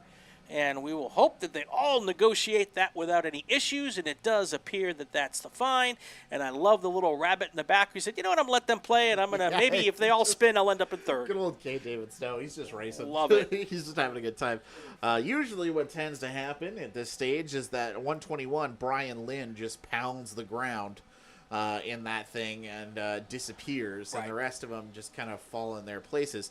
But a little bit of bad news here. Jack McKecham, who's in a number 21 car, which is I believe an Acura Integra, he is having some mechanical issues, and his car is actually off the course. He didn't even get a chance to come across the start line and get the race underway, so that is unfortunate. But as said, Brian Lynn already pulling out. Right. And that's because he's in a different class. That's Yes. a GT Lights car, and should be way the fastest car in this group. So Not saying he's got a competitive edge. Right. It's just fun. He always just, woof. he has a huge competitive Look at edge. him go. Yeah. Anyway. So, and he's a multiple-time runoffs participant. He might even be a national champion here. I'm going to look that up in just He's a a second. very talented driver in and of himself, coming out of Hermosa Beach, California. Yeah. And on a professional, like, super top-of-the-line racing broadcast, this is where we do a little punch-in focus segment. Exactly. But for all we can say What are you right saying? now is he's pretty good. and he What do you- comes from What do Hermosa you, Beach. are you questioning the No, I professionalism love of my it. broadcast? I love it. No, I love it. I'm just saying. We'd have graphics. We'd have a video of him at home playing with his dog. We'd have the whole 9 yards right there. Him staring wistfully at a racetrack or something. You know the vibe. But no, he is very talented. Obviously, he's in the GTL, so he's in a class of his own. The most prominent groups in this one, by the way, if you're wondering, are STLs and T4s. They make up the majority of our racers here. Yeah, so if you're in question about Brian Lynn's cred, he is a two-time national champion. So, so he's, in addition to having a pretty cool race car, he is also a two-time national champion. So, Oh, wow. yeah, so Good for him. I was able to go deep in the racing, Yeah. in the Yeah, hell of a punching segment. Racing Network archives to pull up the statistically. You got it all, Brian. You I got try. It all. I try. So, he's got some skills. A little bit of a wobbly out there somewhere. We don't quite have a good view of exactly what happened, but somewhere by turn one there was impact. Somebody spun. Oh, Looks like they might be okay. I hear the call coming down the radio that they're going to continue, so well, maybe they just kissed the wall. maybe they did. Maybe Yeah. it's just a very light tap. Yeah. Sorry, I'm still not sure. I don't know why it does that. I It love listens to everything smartwatches. I say. I love smartwatches. Here comes Brian Lynn off of Phil Hill. And as you can see, he's already opened up what looks like about a 12-second or so lap here, gap between himself and the second-place car. And again, that's a GT Lights car in first and an Improved Touring R car. So they're not in the same league car-wise. So that's Right. not unexpected. So Andrew Chinichi should not feel bad from falling not at all, behind not at Brian all. Lynn. And then we've got a couple STL cars right there. Sean Fisher and Dave Lecren are the STL cars. And so we'll watch that battle as well as we work our way through this 30-lap race. So I think it's David Lecren's car, by the way, in the STLs, who had a little bit of an issue. But it Okay. sounds like he might not be finishing the race, but there they are. You can just see him down in the pit lane. Okay. They're checking it out. Looks like he might even be able to rejoin the race. The stand down, the emergency services stand down, so it's all good. Right. Nothing bad. Whatever the impact was, it was not significant. Well, and if he's trying to make it to further into the season and make a run for the runoffs, being able to go and finish this race at least would get him some points and a finish. And one of the criteria for making it to the runoffs is a certain amount of race participation and race finishes. Correct. So even if he just circulates for half distance, Correct. and that will make him a finisher. And Yep. so there's some methodology in that idea if that's what they're trying to do. Brandon Droz, by the way, not to be confused with David Lecren's number 2 car, David Droz, who is in the 0-2, he has finished for the day. He had to come in behind the wall. Perhaps mechanical. That's the only EP that was out there on the track. Yep. So hate to see him leave, but that's what happens sometimes, whether you like it or not. And I think it's Brandon Drazy. Drazy. But My apologies. no one's ever Thank you. corrected me, so we'll go with that. You got to climb a lot of stairs to get up here. It's one of the advantages. But he wasn't even on my starting sheet, so I don't actually know where Brandon Drazy came from. But he's off the track now, and that is an unfortunate end of the day for him. But hopefully everything will be ship-shape for him to come back on and race tomorrow. Yep. Meanwhile, Brian Lynn, you just saw him tear through your screens right there, and you should see him tear into the main straight in just a second. He's having a very good race. In fact, all of our other racers are all heating up out there on the track. You see all those green boxes on the left side of your screen. That means that they are setting their fast lap times, and sure enough, Brian Lynn sets the fastest lap of all of these cars on his lap number 3. So expect those speeds to continue to pick up right there. Are there any battles to speak of in this group? Not necessarily. Everybody's pretty much doing their own thing right now, but that's fine. Yep. If you're enjoying what you're watching and would like to spend your Sunday afternoon watching some more, We've got the links on the Cal Club Facebook page. You can also just like and subscribe to the Racing Network, which is what you're watching now. And it will give you a little alarm bell tomorrow morning when we go live. Tomorrow morning's races get started a little bit earlier. Our first race of the day right after noon Pacific time. So tune in and enjoy that with us. We'd love to have you come back. Same 5 race groups as today. We'll do them starting at about noon tomorrow. A little earlier start, a little earlier finish. Get me home in time for dinner.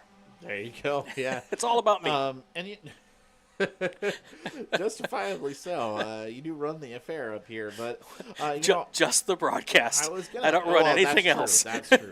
But a very good broadcast at that. But I was gonna say, yeah, if those of you who have been following, you should be following the Racing Network. You should check out the Inside the SCCA podcast. These are great things. Brian does a ton of stuff across the country, all sorts of different races. You've been all over the place this year. Yeah. You've been to many different states covering races. I think it was 5 states, 10 racetracks.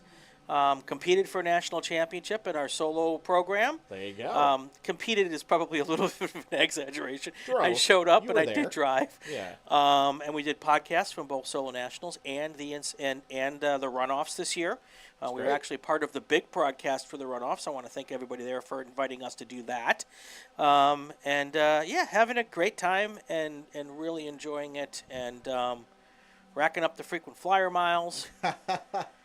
So I can take my much-deserving wife on a vacation. Couldn't do that without their support. And but check out the Inside the SCA podcast. Yes. We're up every Wednesday live here on the Racing Network, and we do it at 6 p.m. Pacific, 9 o'clock on the East Coast. And then, of course, the old-fashioned podcast, just the audio only, is available on Friday. So you can listen to it on your way to the racetrack. And yeah, don't forget, they've got some great conversations on there, well worth listening to. And of course, don't forget to like, follow, subscribe, right?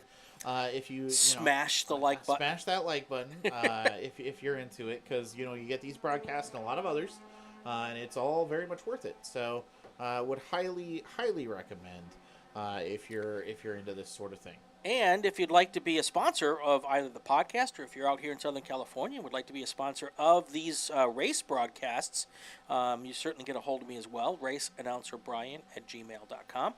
And we have price points for every budget. So we will work with you to get you on and part of the show. You could have your logo up there just like Porterfield Racing Brakes. We would love to have you join us. A little more sponsorship, we get more cameras. And always, more cameras are more cameras, more coverage. Yeah. Got to get you a Patreon. I have a Patreon. I just don't talk about it enough. Well, there you go. He's got a Patreon. I was going to say, a Patreon. Got to get you on the big P, but big ups because this has come so far. So you can already see the amount of work that's going into it. It's only got places to go. I mean, when I started here last year, we were just we had like one camera. Yeah. And we were just sort of talking. Now we have full track coverage pretty much of our cameras, which makes it so much easier. How else would we be able to see Brian Lynn come charging through? That's right. into Charging the through the S's. as the sun sets, and honestly gives us kind of a weird effect that I'm tripping out on a little bit right there. It is a little trippy. That's wild. But here comes Brian Lynn powering down along, and yeah, the GTL car is a beautiful machine. Really, if you are up here and you get a chance to check it out, there's a lot of interesting stuff to look at in the paddock this weekend. If you're coming back tomorrow, because there's so many cars attending today and tomorrow. But that is one of the highlights, I think, of the paddock, is something you really want to take a look at. So happy to see him having a nice, clean race. We've had a couple of missteps, though, and, as much as I say it, I think that Brian Lynn briefly debated a pit right there and then went back out on the track. So maybe he had a little bit of a wrong estimate of time, and he's thinking about putting it in at halfway. Yeah. Well, and if that's the case, because he is in GTL, he doesn't have to finish first overall to win his class. Correct. So, he is dropping down a little bit in the program here. It's also possible he's having some sort of a mechanical issue. So, and when he came in, realized that I need to cut more laps to be considered a finisher. So, he might just muddle around here to get those few more minutes in. So, The way it works in the SCCA is you have to complete half of the race distance in order to be considered a finisher. So, so that may be what he's out there trying to do here as we're knocking on the 8-minute mark here. Also want to take a minute here to thank the folks at Porterfield being our presenting sponsor. They are the folks who help us make all of this happen. And if you need brakes or anything else for your race car, and also brakes for your street car, they make great brakes. Go to porterfield-brakes.com and tell them you heard about it on the broadcast too. That can't hurt. So good stuff. Good stuff. 17 minutes here to go here in our final race of the day. Well, the way that Brian Lynn is dropping there, I'm going to assume that he did actually go in for the pit, and there was a bit of confusion about him continuing. He's going to enter the company of Gary Murph and Brandon Drazy, who both also had to pit. Christina Etherington in the T4s was actually into the pit very briefly, but then the number 96 car did carry on its way. Bit of a shame for Brian Lynn because, I mean, he was, putting up some very nice, clean, fast laps out there. Right.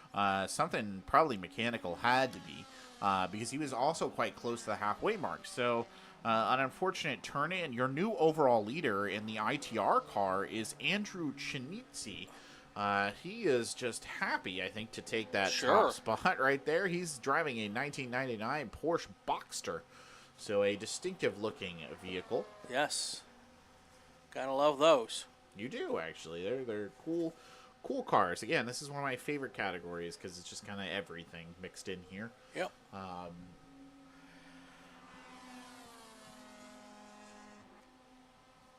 Trying to find Mr. Cincinnati. And I think he might be heading towards turn 2. Yeah, there's that Boxster. That's that blue and white car that just came by. Distinctive-looking Porsche Boxster.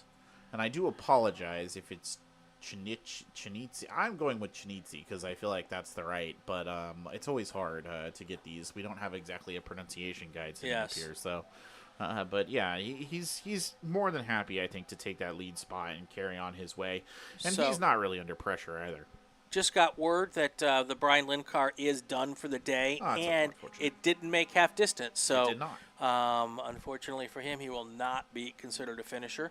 Hopefully, though, they can figure out what's going on and do it again for tomorrow, and he can come back out and try again.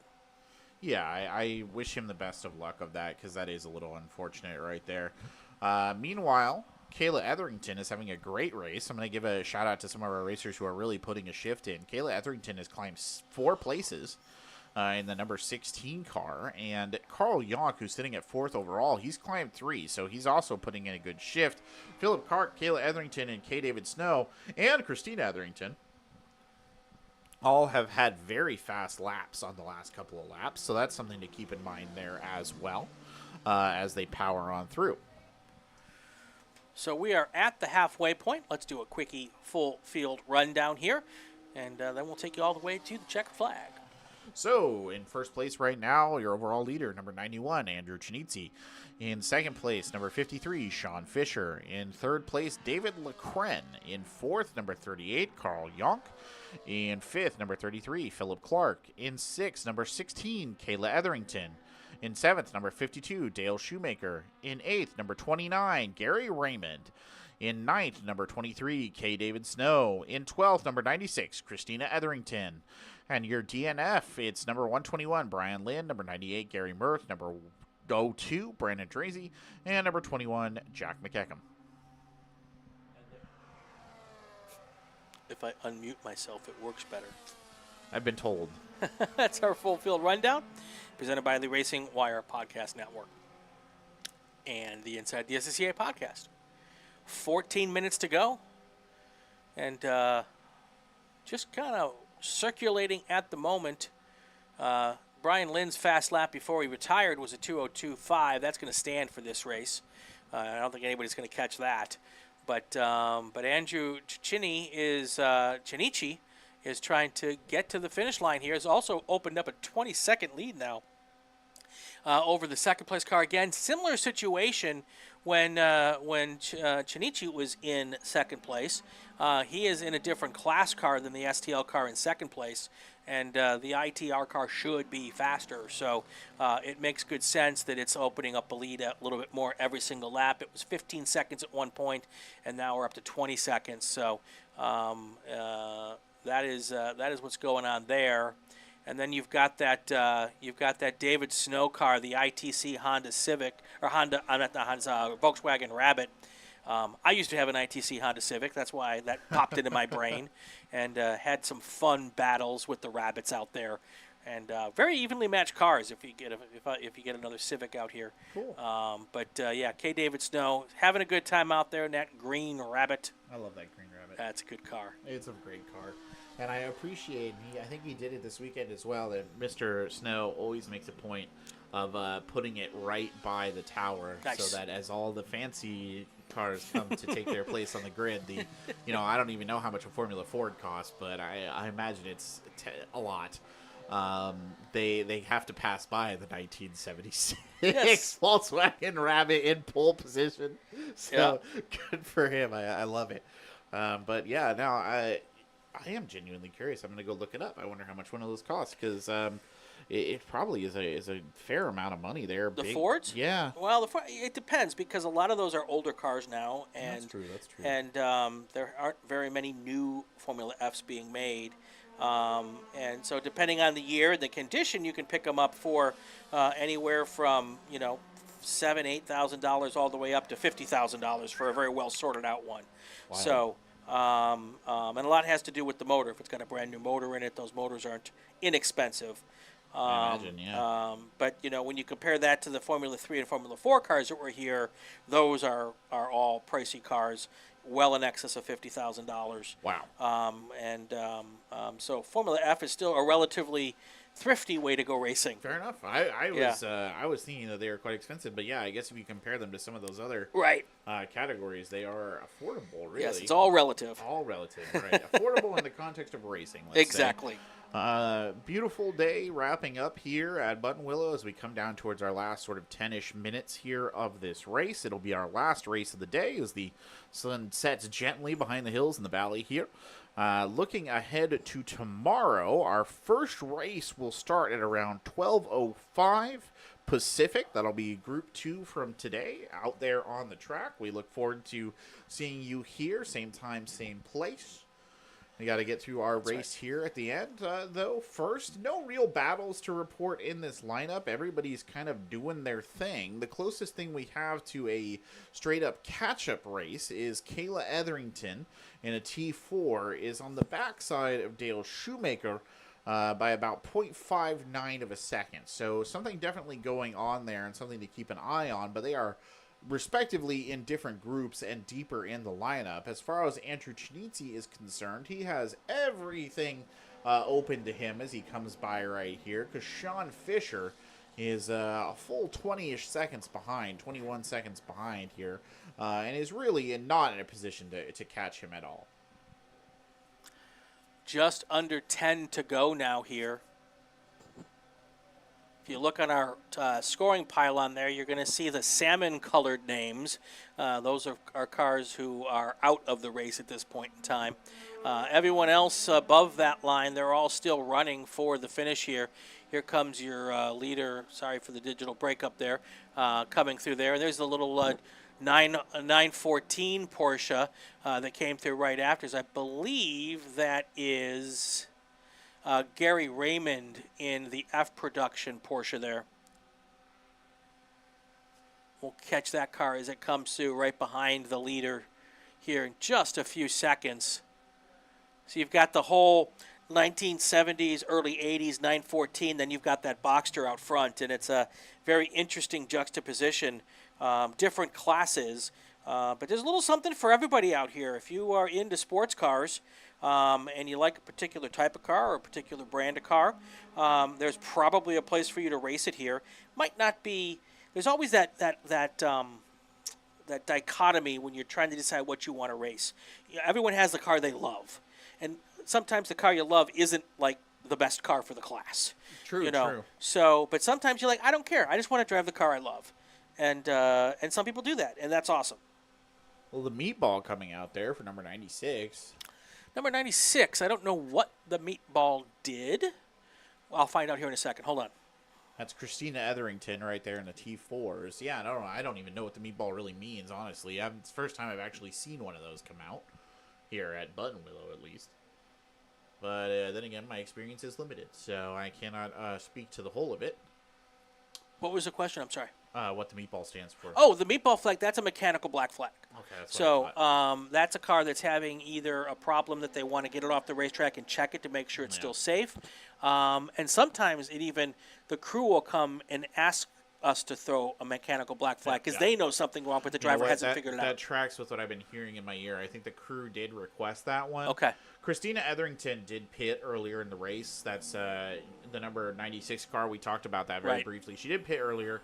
Whatever issue I think she's had has probably resurfaced, is my guess. So that's just an indicative of her need to come back into the pit lane again, I would expect. Yeah, and if when you're running towards the back of the pack like she is, it makes more sense to come in and get it fixed rather than make it a very expensive fix later, which is usually why the crew asks you to come in because you're about to go kaplooey, and kaplooey is more expensive than, we can fix this little problem here down the road. So kaplooey, that's a technical racing engineering term.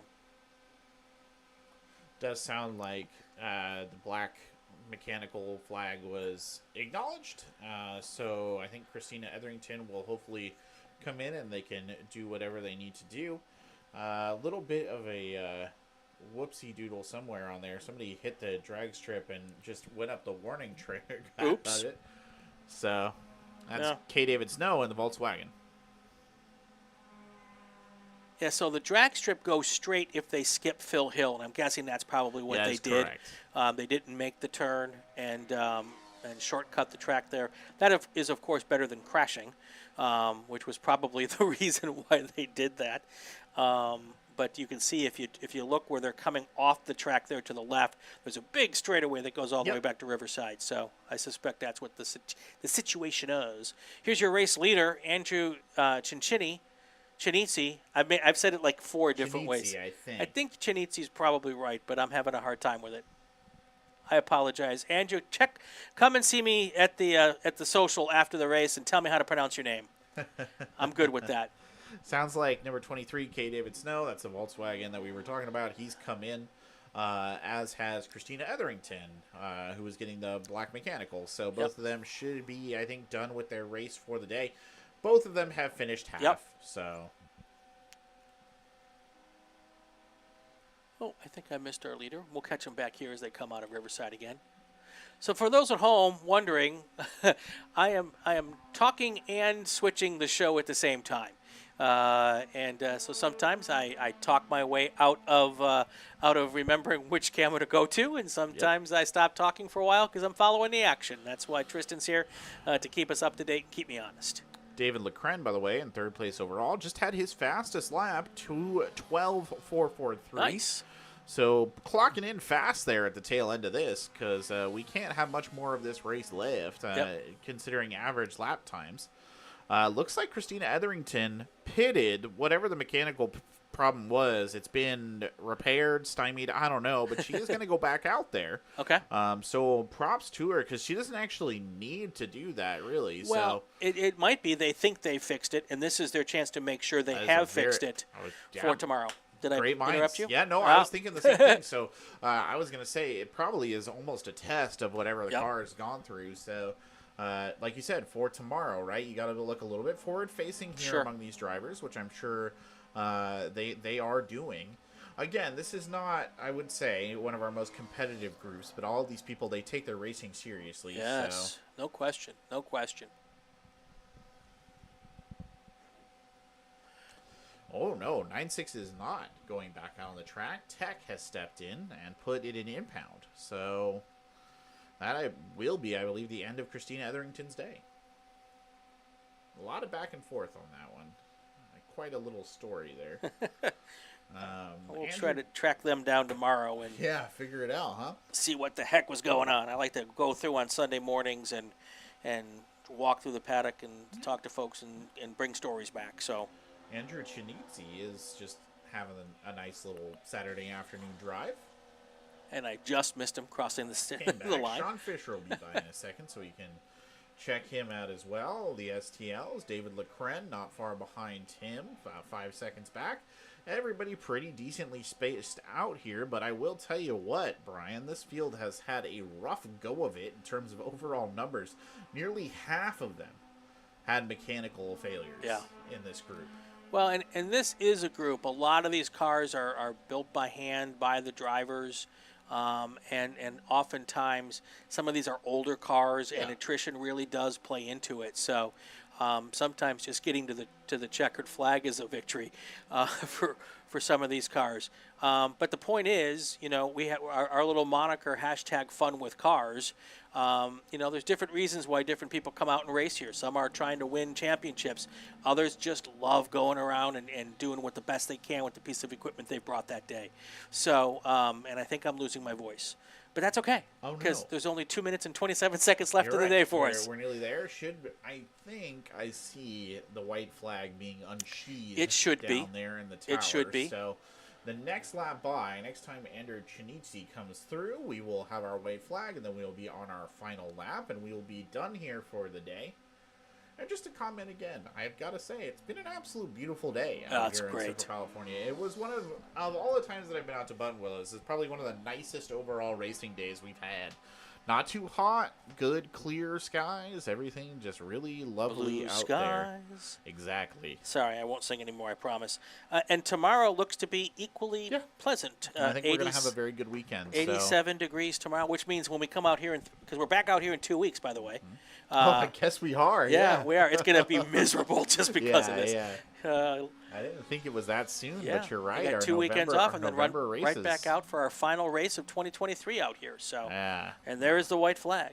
There's the white flag. Andrew Chinizzi coming across the line. That Here very he comes. distinctive paint scheme Yep. right there. You can sort of see it on your screen, and that'll put us on our last lap here. And yeah, just 2 weeks from now, we'll be back out for our November races. November's a bit of a cluttered month, so Yes. that is why we're probably going to be in a little bit earlier than usual.